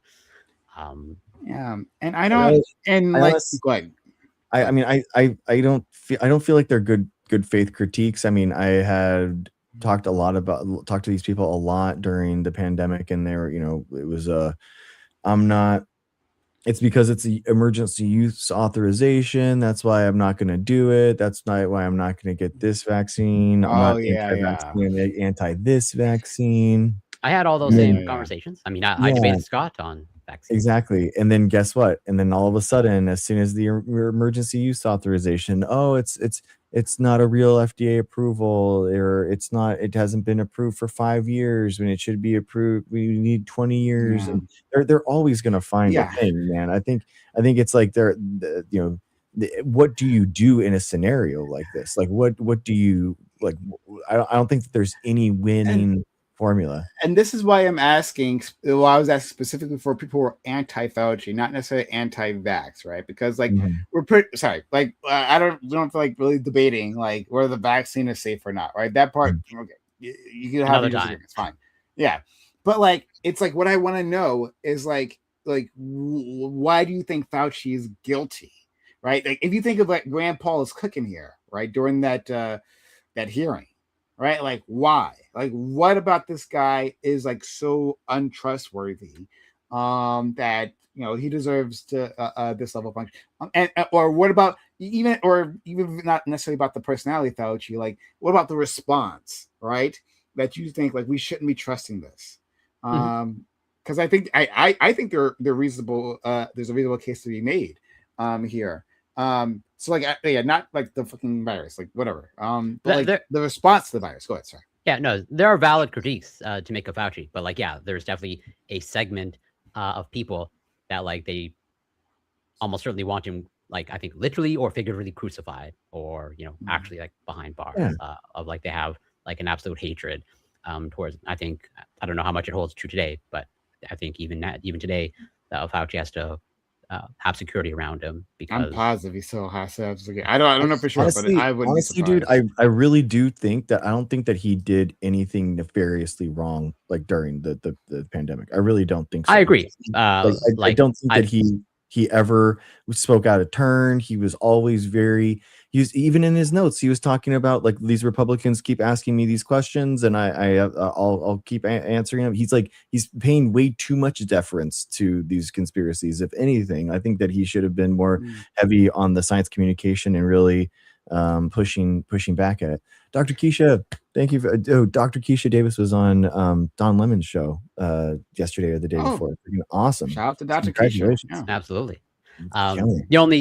The only mild critiques that I have of, at least again from what I've seen of some of the excerpts or paragraphs in the diaries, is like again, this is not nefarious, and from what I understand, all this is legal, but like how much he advocated himself for all of the awards. But I understand this is the equivalent of I guess scholarships for a graduate student or whatnot. But I didn't what was that attack? They kept bringing that up. What I don't get it. He basically looks like, but again, I haven't like dissected these things, but it looks like there were times where he was pushing himself or trying to sort of like encourage another person to nominate him for whatever career awards. Oh, he's just like he's copying. I'm looking at a diary right now. He's copy and pasting big things that happened, like news events, where they are, and then he's just copying and pasting like Sharon Stone, Fauci to be honored during Virtual Research in Action Awards. Another one. No, but I believe there are some where he's like contacting people more or less. I don't want to totally misframe, but essentially sort of like requesting, hey, can you please nominate me for this award? In addition, I should point out that I have been getting a number of awards and prizes that I had not even documented in these notes. It's a shame that these things are moving so quickly that I don't even have time to savor for a moment the many awards that I have been getting. I mean, yeah. Is that again, not nefarious and nothing. That was like that was talked about in the Republicans about this thing that all he cared about was making money about through these awards. And I mean, some of the awards did have monetary, but like I think there were some where he did receive monetary awards or compensation, but I think there were also some that like he rejected the monetary compensation, or rather he requested like to donate to charity, or I think there were some rules and regulations at the institution of like there's only so many awards that you can accept, or like you have to like reject some of these awards type of thing. Do you guys think that there's anything professionally dishonest about like pushing, like lobbying for an award? Like if you could, like, let's say you had some level of access to like the Nobel committee, right? Like you knew a guy who knew a guy, Trump lobbies himself for the Nobel Prize, right? Yeah. I mean, that's not helpful for Fauci then. True. Yeah, if you knew a guy who knew a guy, right? And you're like, hey man, like I did this research, right? Like I'm trying to get nominated here. I don't know how the nomination process is like, but like let's say I'm trying to get nominated here. And you're like, could you put this forward, right? Could you do this thing? This would be a huge help for me if I'm like considered and I'm nominated. Is there a problem with that? I don't think there's an inherent problem. Like if this is more or less like the equivalent of like, academic scholarships, which I applied and was very, lucky in getting, but like usually how it works, or let's say if it works similarly, like usually if you get like one scholarship, you're likely to get more. And so if I don't know for sure, but I imagine if you start getting some career awards, it's probably just going to lead to more. And it's like, yeah. Could there be a question of like, are you more concerned with the awards, or like, are you actually trying to do a good job? I don't know. But like, is that like, yeah, for me, like, I don't care about that. Again, if you can tell me something that's like quite nefarious or straight up illegal, But I don't think he's smart enough not to write down anything illegal. He's not that dumb. Yes, I don't think there was anything illegal, and that he really Yeah. violated any whatever norms or. I think this actual rules. is a constant, like, you know, like mischaracterization. I think is a light word for it, right? Like, it's like looking at it in the worst possible light. Like, oh, he's so obsessed with these awards. Well, I don't know. It's good to get professional awards, right? Like, I think a lot of people want professional awards, for whatever they're doing. And there's a whole slew of benefits for that. And so, yeah, people work to try to get those, and people are happy with like media coverage. You know, like, oh, look, Ma, I'm in the New York Times. He's literally. I'm searching award, and it's like, you know, to 6 other honorees were recognized. Those honorees, I had an amazing evening at the Humanitarian Award.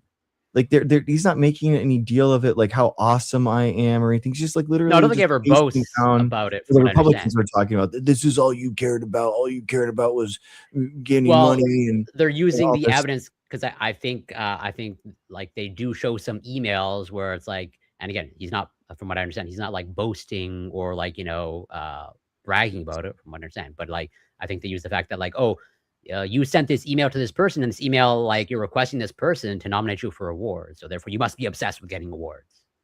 I went to receive the Kennedy Award for Inspired Leadership at the Institute. It was really nice affair, and I was showered with affection and admiration.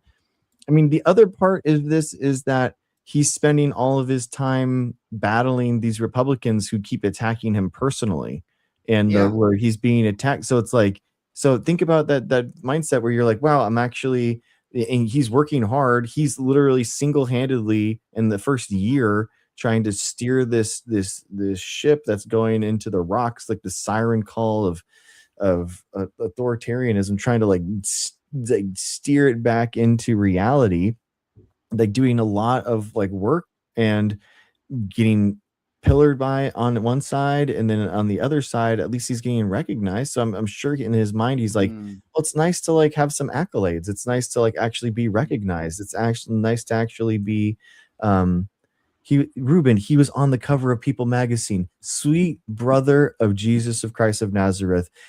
Trump literally, and I'm sure as sexiest man alive too. Trump doctored his own cover of People magazine, bro. He, before ChatGPT was a thing, he paid an artist to fake himself on a People magazine time of the year. So person of the year. So bro, like that, like serve that to someone else, bro. Like, give me I don't, guys, like, and he depicted himself as Jesus, or I'm sorry, a doctor, a physician. Well, yeah, Jesus and doctor, and he's like, no, and he's like put forth like other people's renditions of him, right? You know, with his shirt off and muscled, right? Like, you know, with an AR-15 in one hand and an American Eagle resting on his like wrist. Like, come on, man. Ruben, he did that. He literally did that, Ruben. Oh my God, the same guy's saying that didn't happen. That's the thing. It's like, do stuff so outlandish. He put his name on the Kennedy Center. Are we going to deny that? He didn't like, do that. He's so cartoonishly stupid that people are like, they don't even believe the actual things that Trump does. It's crazy, yeah. Like, I'm sorry, if you don't know that Trump is a self-aggrandizing narcissist, by this point, there's like not much we can do to help you. Like, we just not much we can do to help you. Like, he has a long history of this. Like, go to ChatGPT and ask, right? Go to try that, right? Like, go to your favorite AI chatbot and ask about like times that Trump has self-aggrandized, right? Like he has absolutely put himself on the cover. He begged. We slightly touched on this before. He begged and cried and bitched and moaned that he didn't get like a Nobel Peace Prize, right? Because Obama got one, right? And Obama shouldn't have got one. That was a bad call. He shouldn't have got one. Didn't deserve it. But Obama got one, and so he begged and then FIFA came up with a fake, fake, I guess. They made up their own peace prize for him, the FIFA Peace Prize, to his and the FIFA president is one of his close friends, is like within his inner circle, right? This is a thing that happened. Holy crap, right? If you think that's beyond him to like put himself, and like what that is, actually, he's not the only one who does that. You see this from scam artists all the time, right? That they put themselves like to gain credibility, they'll put themselves on magazines, right? Like Forbes and whatnot. they'll put them, they'll edit themselves in. This is the thing that's done, right? And just you can point to that. Oh, this happened. Are you going to go check the Forbes records archives to make sure they were on the cover? No, you're not going to do that, right? So I guess just a thing like scam artists get up to that, right? Or this is like why people like to get on the 30 under 30 list, right? Like the Forbes 30 under 30, yeah. Forbes it's good PR. Yeah, it's a high ability there, but like that's the thing that's done, right? And so yeah, Trump did that. So like, please, don't bother us with that. This is why I'm trying to focus on Fauci here, right? Like, and try some honest criticisms.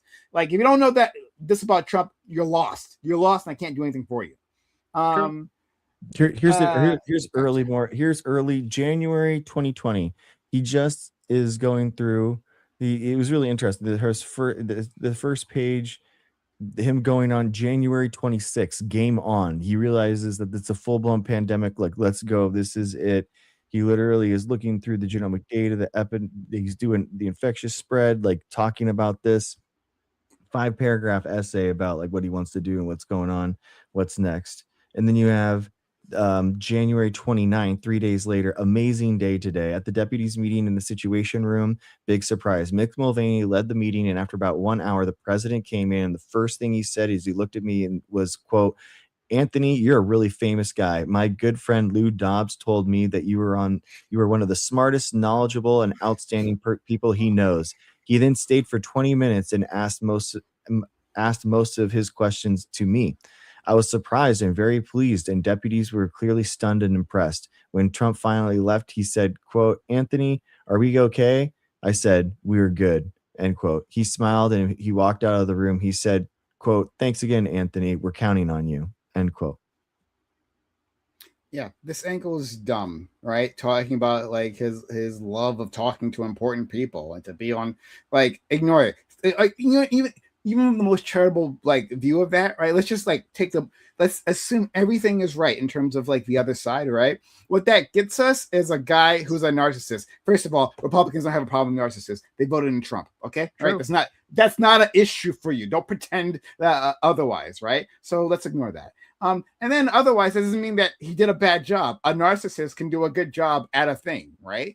Which is why I'm trying to focus this conversation on like his professional actions, right? What did he do and how did he present to the public, right? Was there deception there? That's like the meat of this. So anything else, like don't bore us with that. I don't care. But yeah, I don't know. I think that yeah. So what I was going to say is that, like, I feel like I am unsure. Like, I'm putting myself in this situation, right? How do I present this information to the public? Right? Like this is what we keep coming back to. How do you present this information to the public? Can we think about how we would do this? Ingrid, how's it going? How would we do it differently on the next one? Can we do like a future perspective instead? Like how? I will. Hold on. I want to do that, but I actually want to look at the past just for a second, right? Okay. Because it's important to understand like why we need to do things differently in the future, right? Like this is from I'm now Fauci, right? And I'm like wondering what I'm going to do. I'm unsure where this virus came from. I have my deep professional suspicions, but I'm unsure. I don't have 100% proof at the very least, right? And I'm getting strong political pushback that an enemy country has launched this thing, right? Or at least purposely or accidentally, right? Has launched this thing. And I'm dealing with policymakers, and I'm dealing with a public hungry for information. Because now, guess what? We've locked down. Right now, it's locked down. Now it's everyone's problem. If it wasn't everyone's problem before, it's everyone's problem now because we've locked down the country. And so, like, how do I present this? Right? Do I act from a place of complete certainty? Because people like certainty, right? That's what I was going to bring up. Of like, even do you go with the correct messaging, the most accurate messaging, or are you trying to ease and calm the public? Because those are not always, one-to-one compatible. 100%. No, hold on. And this is such a big issue, right, for scientists, right? And because like scientists and just intelligent people in general understand what they don't know, right? They get that. And so like they hedge their bets, right? Our friend Corey here, I know he does it all goddamn time, even when he doesn't have to. Constantly hedges his bets. You don't have to do that all the time, Corey. Oh my god. But he does it all the time, right? Like, and he's like, "Hey, I'm presenting information because like this isn't directly in my wheelhouse, right? Which is microbiology. Like because it's not directly in my wheelhouse, and I can't say for 100% certain. Like Corey will always preface things, well, to my understanding, right? As far as I know, and which is him just trying to be like an honest individual, right? And it's not a bad thing, but he does it too much. But like it's not a bad like habit to have. And these scientists, right? Like, hey, yeah, the more you understand the scientific process, you understand, yeah, there's a variable of uncertainty, right? And so when they speak with that variable of uncertainty, right? Unless they're talking about gravity, right? They're speaking about a level of uncertainty. And when you're presenting that to the public in an adversarial manner, right, in an adversarial environment, that's not helpful, right? When there's another side saying, oh, this guy is definitely wrong, right? And I have some nonsense evidence I'm going to present, which proves I'm 100% right. And then you come back, well, I'm like, almost certainly sure that this is not the case from my understanding of the material, right? It indicates something different. Yeah, you lose the argument rhetorically. So again, this is why I want to examine the past. Like, what does Fauci do here, right? Like in a space where there's so much uncertainty, right? In any space that occurs, there's going to be scam artists, right? Liars who insert themselves because there's money to be made, right? There's something to be gained in that situation. And so like, do you go to the public and say like, I know Dr. Fauci, long list of credentials, right? I know what the situation is. This is the path forward. We're gonna go. Or do you go like, I'm not so sure? And in that space, there's fear, there's uncertainty, and there's misdirection. I actually don't know. Yeah, I don't know either. I lean towards, and this might just be me being too optimistic and maybe placing too much faith in the general public. But like, I lean towards trying to be as accurate as possible, and sort of like trusting the public that even though you are communicating maybe an uncertain message or a message that you're not 100% confident about, that they can navigate that or the public can handle it and then they won't freak out. That they don't require the reassurance that you know what's going on when they're looking into leadership. Because like, I think that's general, let's say the general trend is like, when people look to their leaders, they're looking for certainty. Like they expect their leaders to have answers. But what do you do when your leader doesn't have answers or they can't say, oh, this is 100% certain, as you said, like the way forward, the path forward. Yeah. I had a quote, the comment, how hard would it be to show the science? So, I mean, here's the problem. And this has been the reality for the first 2 years of the pandemic, everything COVID related was open. Like all the paywalls were cut down. You could read Science and Nature and Cell, Lancet, New England Medical Journal, all of them. And all the sequences to SARS-CoV-2 were available. And I know this because I was reading those papers, and I used those sequences to do my own alignments and to QC things that I knew. That's the thing, is that it was shown, man. It's just that you don't know about it, and that's kind of like that was why I just started. Well, I think they're asking like, do you attempt to teach the public? I think like, that's a good question. I think that they're saying like, how hard would it be to let it be open? I don't know. I mean, I think that you might be right. I'm just letting you know my interpretation, because like I agree with you with that. I was going through the preprints myself and all that stuff, and I'm like that. Let's say as one of the positives of the pandemic, of like now preprints being available and a little bit more accessibility to papers, like is a good thing. I'm like, yeah, I think the fact that it was so open at that time was a good thing. But then, I mean, like. Yeah, like I'm trying to remember, right? And because it's been so long, and in that space, right? Like we can insert a lot of intentions and a lot of like knowledge that we didn't exactly exist at the time, right? We can insert lots of things with like, 2020, like the past isn't 2020 actually, right? There's the past is clouded even in your own memory, right? And so like I'm trying to like focus in on this space, and it's like in that space actually they did try to talk about the science, right? Like I feel like people did, like I feel like No, they did. explainers. I That don't. doesn't mean I don't disagree there. yeah. So like I think within that space there was like a lot of discussions. Like, okay, well, this is like what's happening, and they like try to tell us, right? In terms of the public, I'm including myself here, not very smart. We just like had it, and also to consider, right? There was those who were explaining it badly because that's just like I said before. There were like a bunch of like reporters who didn't know right anything, and they were talking to maybe they talked to experts, but then they had to like transcribe that in something that's clear and like intelligible.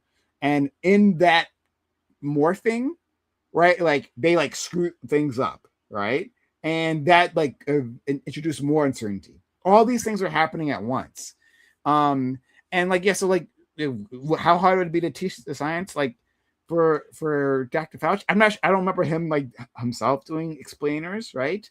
No, that's But, the thing. Like, I think that's yeah, one. So sorry to interrupt. But like, so I'm assuming we all remember, all of the more or less daily or very regular White House press conferences with Fauci and Trump, Mhm. or Fauci and then Trump undermining Fauci and all that stuff. Mhm. But Yes. like I would be on board of like that, all extending those, like those should be public lectures of like how are we doing our sequence alignments. What is it to align a sequence? What does it allow us to conclude? Trying to at least, maybe not like a full, whatever, 10-hour or, 40-hour course, but at least like, I think I can make a case and I can imagine like what a public lecture would look like to at least attempt to more inform the public, like what is the science that we're carrying out? Why are we making these conclusions as opposed to like just on the podium saying directing things or like just saying statements without any sort of the reasons why. Just like with the messaging of the vaccine, of like, yeah, there was definitely messaging of all the benefits of the vaccine, but I would say, at least by my estimation, but I could be incorrect, but not much messaging in terms of like, well, not public messaging in terms of like public lectures of like, how are we coming to the conclusions that the vaccines are largely safe and like minimal side effects, reduced transmissibility? What does the data look like? What were the actual trials with the patients included, the cohorts, et cetera, et Corey, cetera? help me out here. Corey's is our memory bank. Okay. Sure. In the past Reverie, which we have Mondays 8 p.m. Eastern, come check it out. Right. Is that where? Because I had a conversation where we were talking about like the length of U.S. presidential elections, and it's Yes, 2 yeah, that was with me. years. We were debating that. That was not last week, but the week before. Yes, as Okay. in like Yeah. pretty Thank much. you. They never end, or they begin right after the recent Midterms. elections. Yeah. Yeah. No, I was freaking arguing with Corey, and I forgot that I was arguing with Corey. Whatever. Okay. See, this is why we That rely on loser, him. idiot. Sorry, but That's like, okay. The point is why I'm bringing this up is that the conversation. Corey was arguing that maybe we should like shorten them, right? And like because they have like shorter elections in the UK. Right, like the span, they have like a little designated span of time, and apparently in Canada as well. They have a designated span of time that's like like a few months, as opposed to the U.S. where like as soon as we're done with these midterms, right, we're in presidential season like immediately. That's where it starts, and it's for 2 years of this nonsense, right? But like one of my responses to Corey, right, as to like why it should be this long, is because of how long like it takes for like facts about the race to sink into the public, to the general public consciousness. It takes forever for that to happen, right? Like for a political junkie like me, like I get it immediately, right? Because I'm hearing it immediately. As soon as it's happening, Prime is hearing it, right? But like for other people, right, who have lives, right? You folks out there, for other people who have lives, right? You guys are plugged into this at various levels. Some of you guys are, like me, or you hear it more or less the same day, right? For other you, it just takes a while, right? For others of you, right, like it's like, hey, I hear it from like my friend, who's like more plugged into these things, right? And like eventually it filters out, but it takes a while. That's the thing with these, like with this idea of like teaching people. It's like, who are you teaching? You're teaching some, because some people were definitely plugged in more than I was at the time, right? As to what's happening to the day, right? And like they're learning these things and it's being inputted, right? But for the rest of the country, how long does it take to filter down, and what gets filtered down? Does the details of sequencing, does that get filtered down to the public, right? Do people talk about that? Is that what they get, right? Or is it something that more immediate to their lives? And like after the game of telephone that happens, like what does it look like, And remember, like people are like going like to Facebook groups for information. Bad idea. True. Bad yes, idea. absolutely. All right. But like that's where they were discussing these things.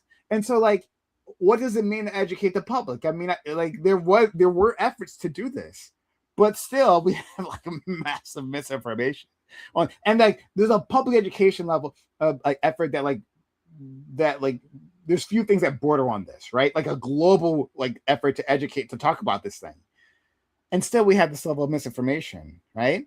So like I don't even know what it means to educate the public, because that's not so simple. This is what I'm trying to get across. No, I agree. It is not so simple. And I would make the case, for public broadcasting channels and all that stuff, where at the time of the pandemic, or the height of the pandemic, like I would make the case, People- or like, yeah, go ahead. People didn't know Joe Biden. Sorry, That's people didn't know Joe Biden was on the ballot. That's the other thing I was going to say. People didn't know Joe Biden wasn't on the ballot, right? For the U.S. presidential election, Kamala Harris had been on the ballot for 100 days, right? Like she was the nominee, right? And like infamously, on the day of the election, right?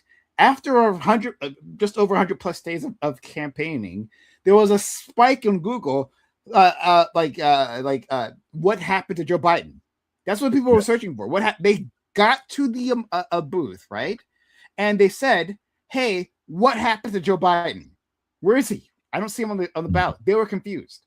100 days. And so this is what I'm saying. Like it actually takes a long time, and still people don't get it. Right? Like in what is bigger than a U.S. presidential election other than the pandemic, right? So sorry, I was interrupting you, but That's like right. No, to apologize. Yeah. That's a good point. And yeah, like these are all like valid criticism and all things to take into consideration.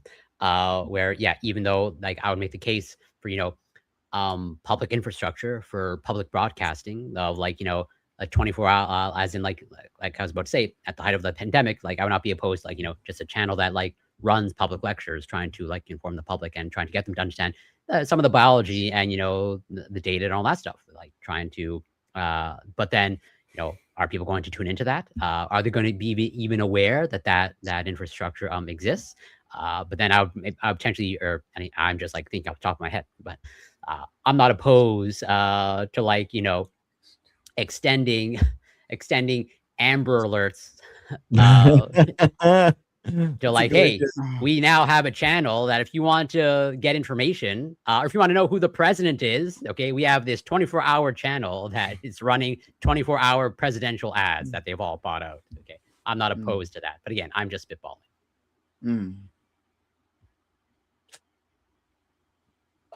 So anyway, go ahead. I was going to say, Dr. Greg, because you wanted to talk about the future now. I totally think that like obviously there was a lax in something, right? Where I got involved with science communication at this time because I felt like there was not enough scientists speaking up and out about like the stuff that was going on, the rampant misinformation that was happening, and kind of like that huge gap even between an undergrad education and graduate and like beyond like is really apparent when you have a pandemic. So I felt obliged to do something, and I don't think that there's any, I don't know, maybe there is a special bullet that we don't know. I do think that I hope in the future we implant a neural chip in everyone's brain. AI. I genuinely do think AI. I'm Mm. curious how if you had AI that people could ask their AI questions, and they actually might they could then they could bounce the ideas about vaccines and off of it. And my hope would be that there would be such a deluge of research papers and science publications that there would the AI would feast on those, and that would help people kind of like understand what is happening, what is what's going on. So that would be my hope. Obviously I tried to fill that gap with like, Twitch and YouTube and that kind of stuff during that time, but I'm not I didn't do it, guys. I wasn't successful.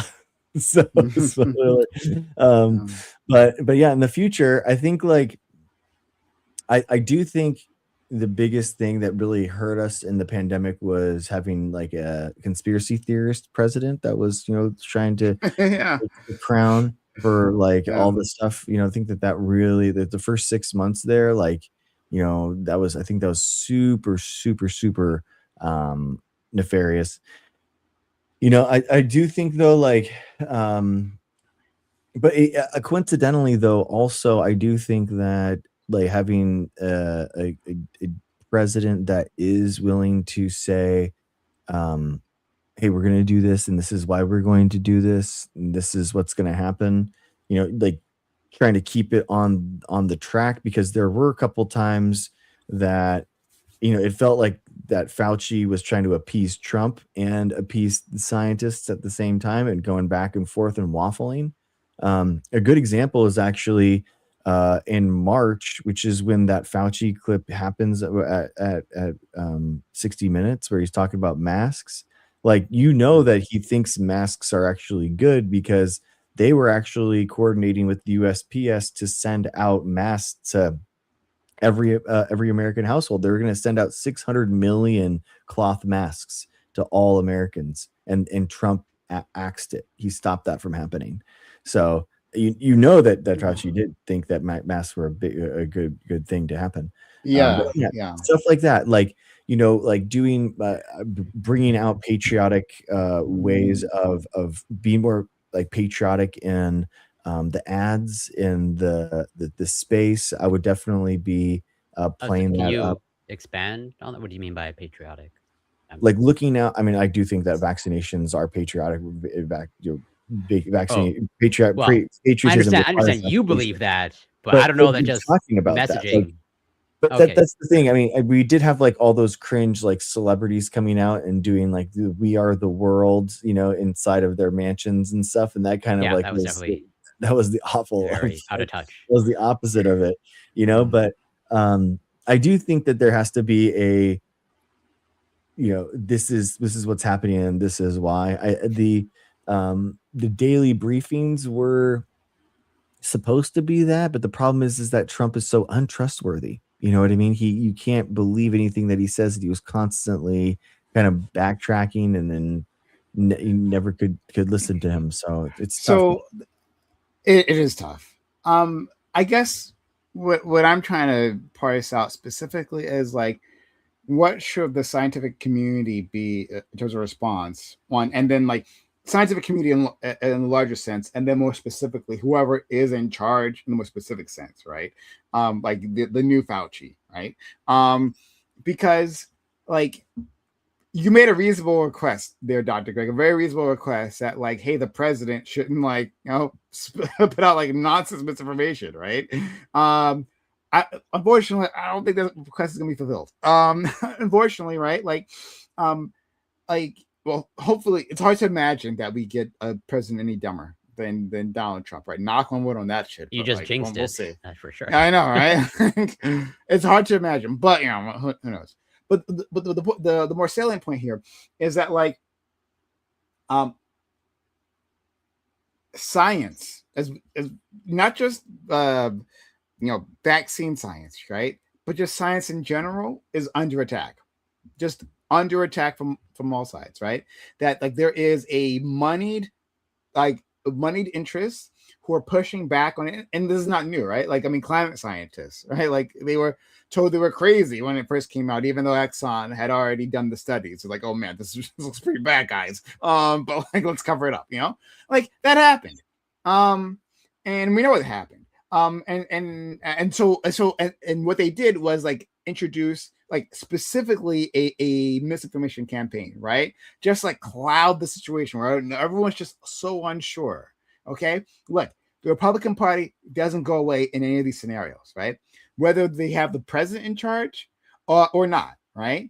They're still a Republican Party. They're still Republican leaders. They're still like a conservative right to deal with. And also, to be clear, right? Like, there were people on the left who were also like, you know, putting in unwarranted skepticism and, you know, misinformation, right? So, you know, but like, the point is that is the environment that these scientists are going to enter, right? Like, and it's not like, hey, I'm just like giving a simple press conference where like I'm relaying the information, right? Like the weather, right? This is the weather, right? Like, this is what's going to be, right?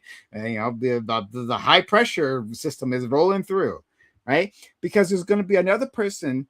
There's going to be maybe a reporter, right? A few reporters there who are going to ask you like nonsense things, right? They're going to say nonsense things. And they're going to come at this as like, you know, as if they're representing the other side of the debate or whatever, right? Like, the only point is that like there's going to be interest pushing back, and so how do you communicate then in an adversarial environment, right? We have to assume it's adversarial. It's going to be, no matter what, especially after the COVID situation, right? Like that infrastructure for misinformation isn't going to go away. Social media is not going to go away. So then how do you communicate in that environment? Yeah.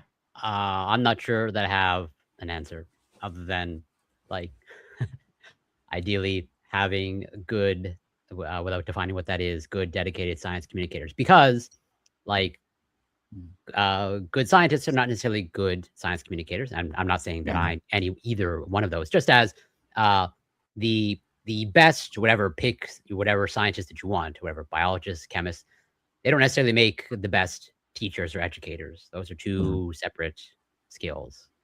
I know many faculty and professors that are definitely, let's say, experts in the field, but they can't teach worth a thing, in my opinion.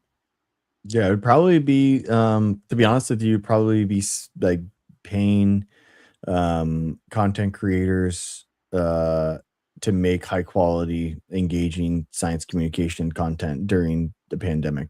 I think that would be you would have to do it, because if algorithms are how we understand and how we interact with the world, then I think that you flood the algorithms basically with information about, hey, we're having an impact, guys. This is a good thing that we're doing.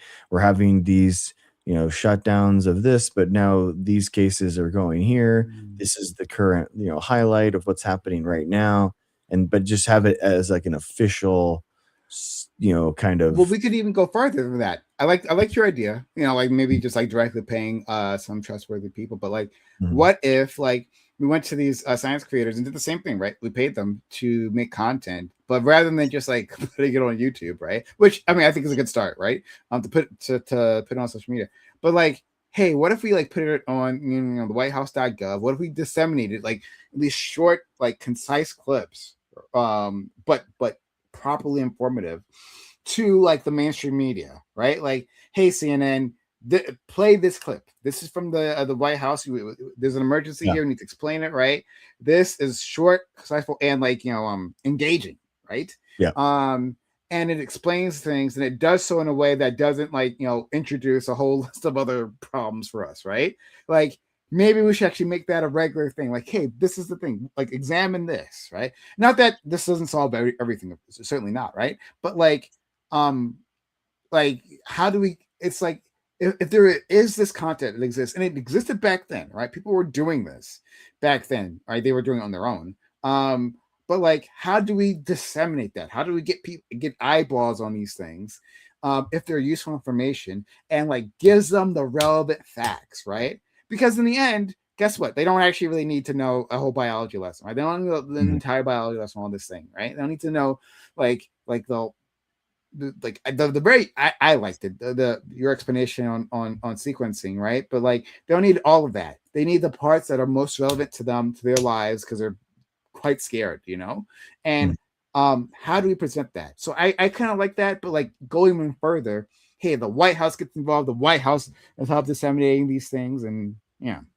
I'm not opposed to that. I can imagine the pushback being of like, you know, if the government is, let's say, insisting or paying creators, I can imagine some people making the case of like, you know, well, this is state-sponsored media and therefore propaganda. Well, it is state-sponsored. We put it on whitehouse.gov. It's state-sponsored. It's 100%. Like, yeah, yes. well, that's but then they will. I know, I agree with you, but then I think there's going to be some people descriptively that is true. I obviously can't deny that, but I think some people would just view that as like that's propaganda, right? As in like if they're paying creators, they're paying propagandizers.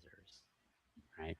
Well, I think that's the line, man. I don't know. I don't know how you get around it. Like it would be paid like propaganda, basically. You know, your propaganda would be actual science. You know, and I don't think that you would. But to be clear, I'm on. Let's say I'm not on board with, you know. Well, I don't want to get into the weeds of, you know, the philosophical debate of what propaganda is, but I'm on board with what you're recommending. I'm just providing the people are going to be bad faith, period, and I think it's fair. Like exactly, super bad faith about it, but yeah, like why let your haters define you? You know, they're going to be there. They're going to hate. Yeah, so it's like I feel like it's one of those things where you're like we were so. If anything, I mean, I've said this for years, and I'll keep saying it. We coddled the anti-vaxxers too much during the pandemic. And I still feel like we do still, and we kind of, because it was a new mRNA technology, people were like, well, okay, you know, give them a chance, give them a break this time. And, you know, and now look where we are. You got like the influx of virus deniers. People don't even think that viruses are real now. So it's like, and that's the problem with this Rand Paul thing. Like, you know, he's stoking this division as science as a wedge issue, but then also on top of that, he's also facilitating all of these like RFK MAHA people that don't actually think that viruses exist now. Have you guys seen Zoran Mamdani's like little video clips that he's been pushing out from through his campaign and now into office, right? When Zoran, not recently. You haven't seen it. Okay, that's fair. When Zoran does a thing, right? He like makes like a clip and then he puts it to his social media and he pushes it out there. And like these things are well done. You've seen them, right? Yeah. Oh yeah. Yeah. I think that's the future of politics and science communication is exactly like that. Like addictive, hot, good, viral stuff like that. Yeah. Either he's a good communicator or he just has an awesome communications team or both, right? I think probably both. But like this guy, right? He's like communicating like his wealth tax, right? And he makes a video, and like talking about like it's not a wealth tax, but like it's a tax on second homes, right? Pied a terres. And he like makes this video, and then like, you know, it reveals that he's outside a home of one of those billionaires, a hedge fund billionaire. I forget what his name is. He bitched and moaned about it, but like it's his second house, right? Not second house, right? Second house is doing a lot of work here, right? It's one of many houses that is not his primary residence, right? But it's he's got like some rooftop apartment type of thing, right? Like some multi-million-dollar thing. Penthouse thing, yeah. And he's like, yeah, we're gonna tax those. We're gonna tax this stuff, right? And this made a big splash, and it got like all over media, right? Especially conservatives hating on him. How could you, right? You doxed him. Oh my god, crazy. But it was like interesting and it was engaging, right? And he does this continuously, and I'm like, that's what we need for this, right? Like we need to be able to engage the public, give them accurate information. I'm going to go back to that accurate thing because that's also doing a lot of work. Accurate information, so that like they can understand it. It breaks it down to like the essentials, right? Like we didn't need like the vagaries of like the bill he was proposing, right? You know, there's a bunch of stuff in like whatever amendment he made, right? That no one cares about, right? But he like got it down to what you needed to know. But anyway, the accurate thing is a big problem because during the pandemic, accurate was like a moving target, right? Because Absolutely. like there was a science right now. This is our understanding, to the best of our knowledge, right? The Corey's favorite phrase. To the best of your knowledge, that's my favorite. Yeah. But then that moved again, right? Because then our knowledge changed.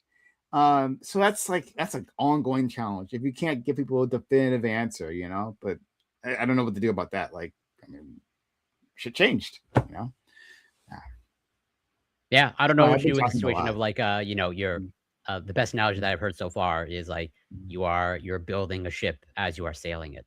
Like things are gonna go wrong. Yeah. Yeah, I mean, I know. I wish. The reality is that we did so bad during the pandemic that there's so many ways that the United States could improve. Like that really is the reality. Like we're like 200th in the world for deaths per capita. We're the worst industrialized nation in the world, but you know, by far on this. And we could do dozens of things better, dozens of things. And Yes, sir. that's the problem is that we don't even talk about those. It doesn't even get to get played in the Senate hearing. You know, it never is about that. It's just this weird wedge issue again, like just and it's so frustrating because you know, like what do we do? We're obviously not gonna in the next pandemic, we're not gonna repeat what we did in COVID-19, right? Like would we go back to Hopefully. the previous CDC Gold Book status, or You can The do one that worse. was Like I don't know. yeah. Like uh, I can imagine like a worse situation. Like because there's a segment of the population that are now like well they're that are very much anti-lockdown no matter what. Like we even saw, you know, a hint of it, you know, with the hantavirus. You had videos of like people like, you know, going to stores and like, you know, say, I'm never going to wear a mask again. You know, there's no, I there know was like it no wasn't risk. even a pandemic Right. potential. Exactly. Yeah. People like just going to the stores and like, you know, like knocking down all the masks. Like, no, this is not going to happen again. And so it's like, well, and if there's an actual, even more transmissible or a virus with a greater mortality rate, it's like, well, I can see things playing out much worse, unfortunately. Yeah, yeah, yeah. I think so. It's really sad, And man. Go not to ahead. be too doomer, but like, yeah, I don't. There, as you were bringing up, Greg, there are lots of mistakes and there's lots of things to learn, and there's lots of good, fruitful conversations to have. But unfortunately, I don't think those, well, maybe outside of here, which is why you should tune in, those conversations will not be had because they're too busy persecuting Fauci. And like, Yeah, and they think the solution is, well, Fauci is the problem, so we just get rid of him. This will never happen again and couldn't happen again. So yeah. I mean, the Lancet posthumous retrospective based off of epidemiological data. So we know that the vast majority of our SARS-CoV-2 came through on the European airplanes. When Europe closed down, they all came in. Travelers and vacationers came over because they didn't want to get locked in Europe. So they came in, and I mean, as I'm reading here, Fauci was saying that we should quarantine them and test them, and DHS overrode Trump overrode him, didn't want to do that. So that cost about 300,000 lives. People like the amount of that, because so much of the virus that came from Europe. So that would have been about 300,000 lives. And then also because the vaccine was so efficacious at the alpha variant, and people didn't get vaccinated to a good amount, really.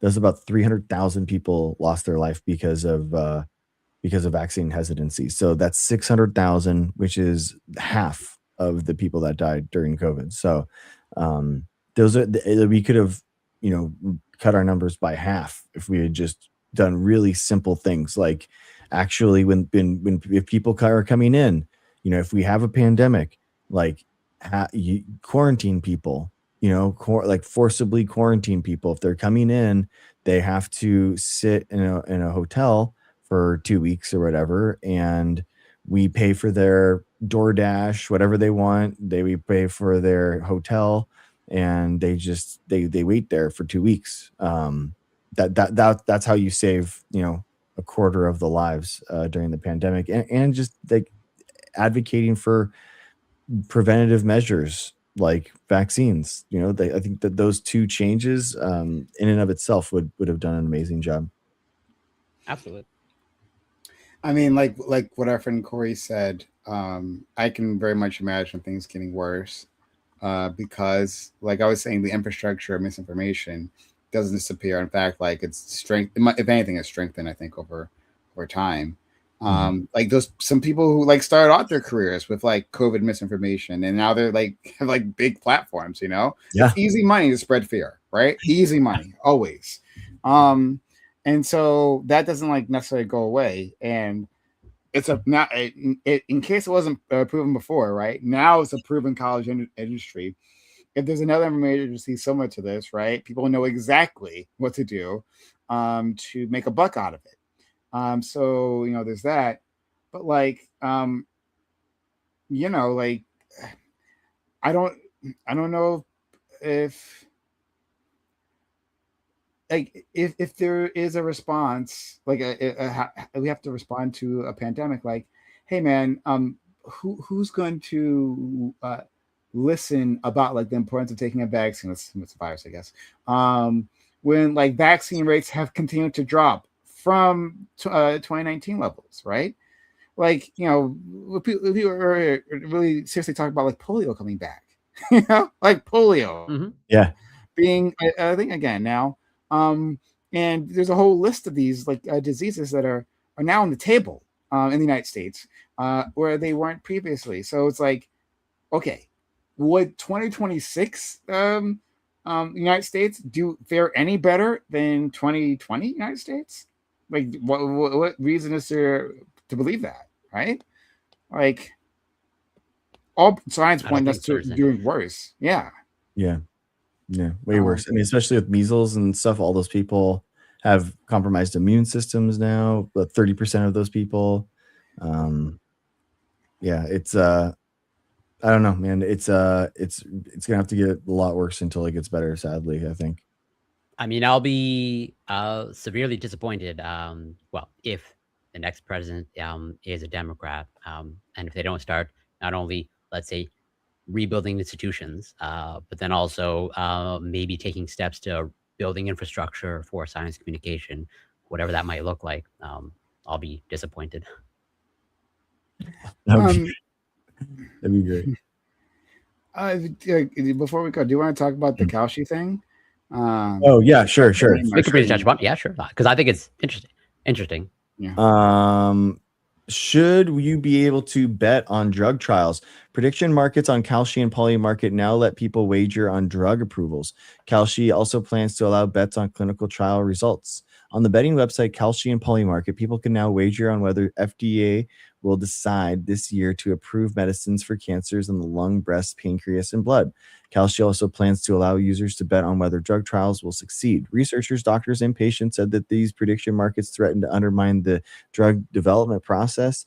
They said they worried that these study results could be compromised, insider trading could be undetected, and public trust could be eroded. Quote, turning loose a betting market in an ongoing randomized clinical trial really is a breach of scientific conduct, said Robert Califf, who was the FDA commissioner in the Biden administration. He said, for example, the critics said participants might drop out of an ongoing study or trial. Administrators could unconsciously alter their behavior because they could discourage because they were discouraged by a public prediction market suggesting their study was doomed to fail. Oh, that's funny. Wow. Yeah, that's wild. Interesting. Well, I as of now I lean towards not being on board with this. Although I'm pretty as of now anti whatever betting markets. I think it leads to overall bad outcomes in the long term. But maybe we'll find out. I could be wrong, but I don't know. Something just I don't have any real rational explanations, but something intuitively seems wrong with gamifying everything. Who thought of this? That is the crazy, like, what is that meeting, like that Monday meeting that they all came in and they're like, okay, we got betting markets for sports, politics, and then some guy's like, FDA trials, baby. Who does that? What was that meeting? Degenerates do that, but like, Dude, that's crazy. Like, what? I like a good prop bet. I constantly do prop bets with my friends, but this is a little weird. So I guess I'm a little torn on this, right? Because one, I lean towards what our friend Corey just said. Like, this seems to have like poor outcomes, right? Like necessarily gamifying everything, of like making everything a bet, right? Like there are poor outcomes to these things.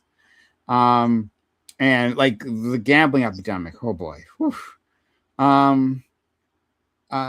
But like one, I'm a social libertarian, and like I want people to be able to do what they want with like their money, right? Like even if they want to piss it down the drain, right? If that's what you want to do, I want to. Or towards you in your bank account. Or, it's not pissing it down the drain. It's doing something that's absolutely a worthy cause. But like, yeah. So I want people to have like freedom, right? I lean towards more freedom. And two, like betting markets are already a thing. So like if betting markets are still going to be a thing, then like I guess I'm okay with them like betting on FDA trials. I actually like, you know, within like the framework of betting markets, right? Of what these things have become and are becoming. Like FDA trials, I mean, I don't know, sure, why not? Yeah, okay. If we're going to ban them, like if there's going to be a problem, then we should just ban the betting markets, right? If we're going to do a thing or response, then it should be like, okay, we just don't do these betting markets anymore. Or like those are done, right? But like if we're going to have betting markets, we're going to bet all kinds of things, right? Like it's not like it makes sense to like ban illegal bets, right? Like things on like murder, right? Like hey, like you know, is this guy going to get shot, you know, today, right? Like that it makes sense not to do that because someone's going to shoot him, right? But like other than that, like I mean, if we're opening to prop bets on everything, then I don't know what difference does it make. It's just another thing. It's FDA trials. Yeah, no, I take the point, and I think I understand love because like, as in, it's sort of like a black and white. It's either you either allow betting markets and it's more or less whatever goes, or you don't allow betting markets. Because like, yeah, as in like, I don't know what the approach would be or can be aside from what you just outlined. Of like, hey, if we're gonna have betting markets that exist and they're legal, then pretty much the only thing that they can't do is like you can't bet on illegal things. But then, yeah, so all that to say is, if I'm against betting markets, then my only solution is like they should be banned. But again, something also seems intuitively wrong about doing that or being that extreme. So all that to say, as well as I don't know what the answer is, but something seems off for me here. It in some ways it clarifies things, like betting clarifies things, like especially in politics. Like people will a lot of times like say something without like putting any time or effort into it, but then you'll be like, okay, no, but like, okay, for now, for $100, like, what's your answer? Oh, well, yeah, for sure, this is gonna happen. And you're like, oh, okay, well, then what were we talking about just then? Like, you know, so in some way, like the prediction polling for the president is kind of like, I think it's more interesting than just like a poll necessarily. So I think it's kind of people putting their money where their mouth is. Yeah, But yeah, like, exactly. I'm thinking about like okay, well, how would I push back against my own argument? And um, I mean, it would be sports, right? It would be what we've seen in sports. It would be, we've there's been a number of cases where we see people, and I'm not a sports guy, but like I've seen this in the news and stuff, Mm. where people are purposely like altering their performance, right, for a certain outcome. I think some guy was like missing throws or something, where like, and it seemed like clear that his performance like suddenly degraded in a way that was profitable, based on the bet. And so, like, the thing that would be concerning here is if someone, if you could be sure you get like a fuck ton of money, right? Like a whole buttload of money. Like, would you adulterate the results of your tests? Well, yeah, especially I think if one of the bets is is the FDA going to approve this drug? I think that's currently, you can do that for some things on these betting markets. Well, the FDA approving some sort of therapy is, well, I would hope is dependent on some sort of data analysis that they're doing. But then, well, then if there's an incentive to either manipulate the data or modify the data in some way to either decrease or increase the chances of the FDA approving something, if you have a bet on that, I'm thinking something more specific, because the Sure. FDA approval like has to go through like a committee, right? And there's like a whole years long process, and like pushing that in one way or other, like turning the whole ship around, that's kind of difficult to do, right? Not impossible, right? You could fuck it up, right, if you really want to, right? Put your back into that. But like that seems difficult. I think I would be concerned about then would be more specific bets, because like the bets they get like can be quite specific, right? Yeah, no, And absolutely. so yeah, if these results are going to be like put out there, right, and I'm going to say within these results, right, like X is this and Y is that, right? Like, what are the chances that'll happen? Like, let's bet, right? And then like, what if I'm on the inside and I'm writing this paper, and like, teleprompter guy. yeah, exactly, right? Like X actually equals 55, but there's a bet, right?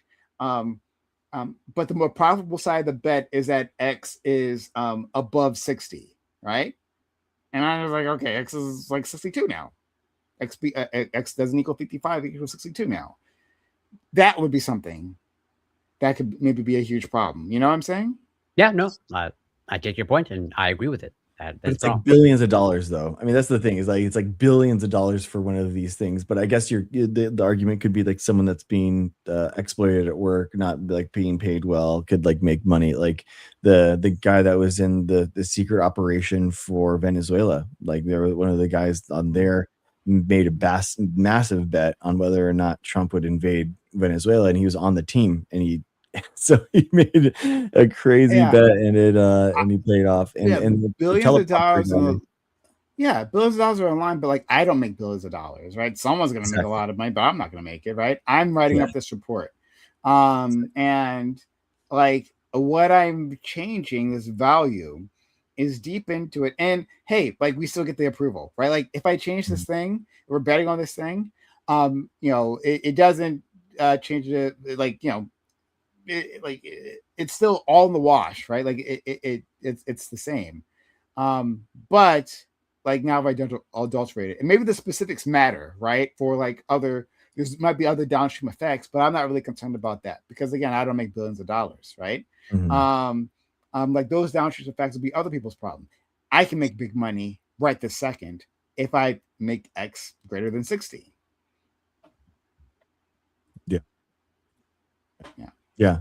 No, I think if you're being exploited, then you're more susceptible to it. Makes them want to pay people more, maybe. But in reality, it's not even exploited, right? It's just like the temps of money, right? Like you could be like reasonably paid, right? You're just tipping the scales, but in your favor. And like, and again, this argument goes against me, but I think the argument that people make or that can be made in this situation is like, this arguably already happens with the stock market. People place bets based off of trial outcomes of like, is this actually going to be a blockbuster drug? But this is just, let's say, democratizing it, so to speak.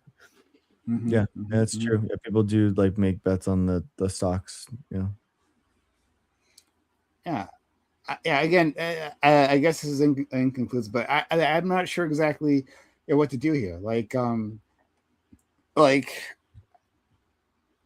mean, like it's been really easy again on the sports side to do this. I think there's like, I think we've caught a few people, up to this, but like, I would hazard a guess, just hazarding a guess here.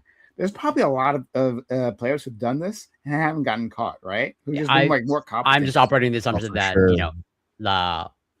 There's lots of insider trading occurring. Whether it's the majority, probably not, but I think it's just like, yeah, there's way too many people that are able to exploit the system that we just don't know about. And so, like, if we're talking about the FDA, right? Like, one, there's not going to be a ton of eyes on this way like sports is, right? There's like so many bets on so many things, right? It's difficult to have a bunch of eyes on anything, right? Other than like the big ticket stuff.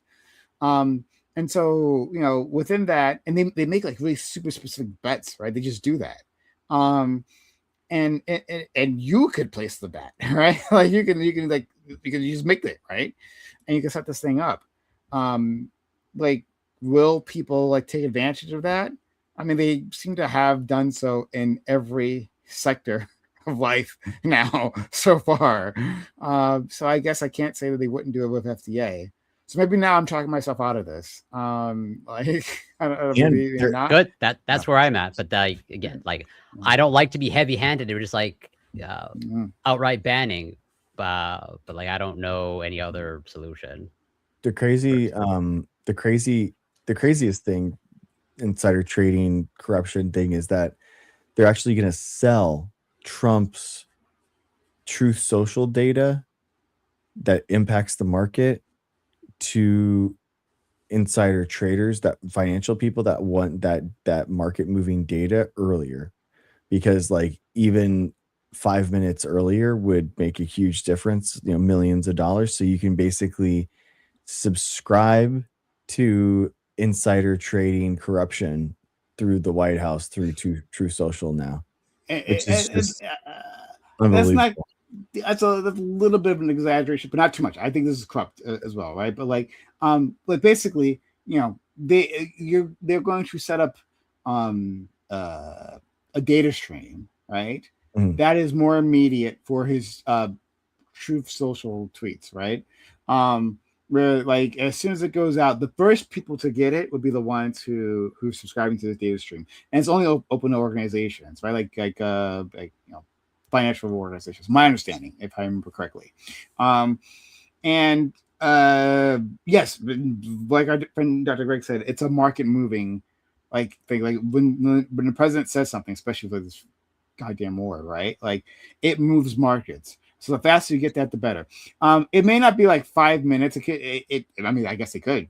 I mean, entirely in the ability to do that, right? But like, it could be like 30 seconds, right? And that's like enough. Like you could, especially with AI, right? But not just with AI, you could do it manually too. But like, you could have it so that as soon as this data comes in, a computer reads it and like makes micro trades. Like hedge funds do like thousands of trades like per second, like big micro up and down, right? As soon as like they have access to these data streams and they like react constantly to that. With the president's words, right? Like, hey, like look for words like peace talks, right? And like that can move the market like heavily. But yeah, 100%. Again, I'm not just agreeing with you that it's not like corruption, because they're selling this off, and he's going to benefit directly from this. It's one thing, because what I've heard, and which way, and I haven't looked into this, right? That like Twitter has something similar, and that like you can get like faster access to information. But like it'd be one thing if like an independent platform provides such a service. It's different for one owned by the president, right? Where the president makes these proclamations and is directly benefiting from other people getting access to those proclamations early so that they can benefit from it. Yeah, smacks the corruption up and down. He's making money off of the presidency directly. Like that is the most like 1-to-1. It's just no. It's much worse. Another Wall Street Journal article that's out today talking about how Trump has this like campaign manager type lady, right? Mhm. Or fundraiser type lady, excuse me. And she goes around like hitting like big corporations up for money. And she's like, yeah, like the boss wants his money. Yeah, like a boss wants his. That's the quote in the article. Oh Boss my wants his money. gosh, that's crazy. And yeah, he's hitting up these corporations, and then it's what we've been seeing for months now, right? I guess where like a corporation like delivers sends money to some Trump connected outfit, and then something beneficial happens to them like very quickly afterwards, right? And then Trump, so she hits these people up, right? And then they get a phone call for Trump, and like they're thinking, okay, Trump is going to give us a thank you. No, Trump directly asked him for more money, right? Like, yeah, I need another taste. So no, Yeah. like I'm sorry, no, the Truth Social thing isn't like the best example. No, he'll just ask me, give me money, give me money. You got business. The phrasing is so funny. Give me money. That's like, that's like just out today. Dude, the phrasing is so funny. Whenever I pick up a prescription from the pharmacy, I always tell my wife, I'm like, I gotta go re-up on my go re-up at CVS. Try to like just I don't know, just the way people phrase things sometimes. It's just so wild, man. It's so wild. What a world. But I gotta go. I'm sorry. I gotta go. I got a birthday party that I gotta set up for my little one when she wakes up tomorrow at like 6 a.m. and we got her a frozen scooter. Big. It's like a big day. I don't know what that is. Frozen like a brand Frozen, name? Yeah. Okay. Yeah. The princess. The princess. Not honestly, Corey. Yeah. I'm a loser. I get it. I am. You obviously need to get on that scooter game, dude. I do. Yeah. But like that sounds wonderful. Shout out to your little girl. Shout out to your whole family. Happy birthday. She had a preschool graduation today too. It was really cute. So it was really cool. It's a big day for her. It was fun. So yeah. I guess we won't hold you. Find me Prime Kai, PRIMECYS, Twitch, YouTube, Kick. Does anyone out there on Kick? All right. Don't worry about that. But anyway, yeah, find me. We do debates and stuff. It's a lot of fun. A lot of contention if that's the thing you're into.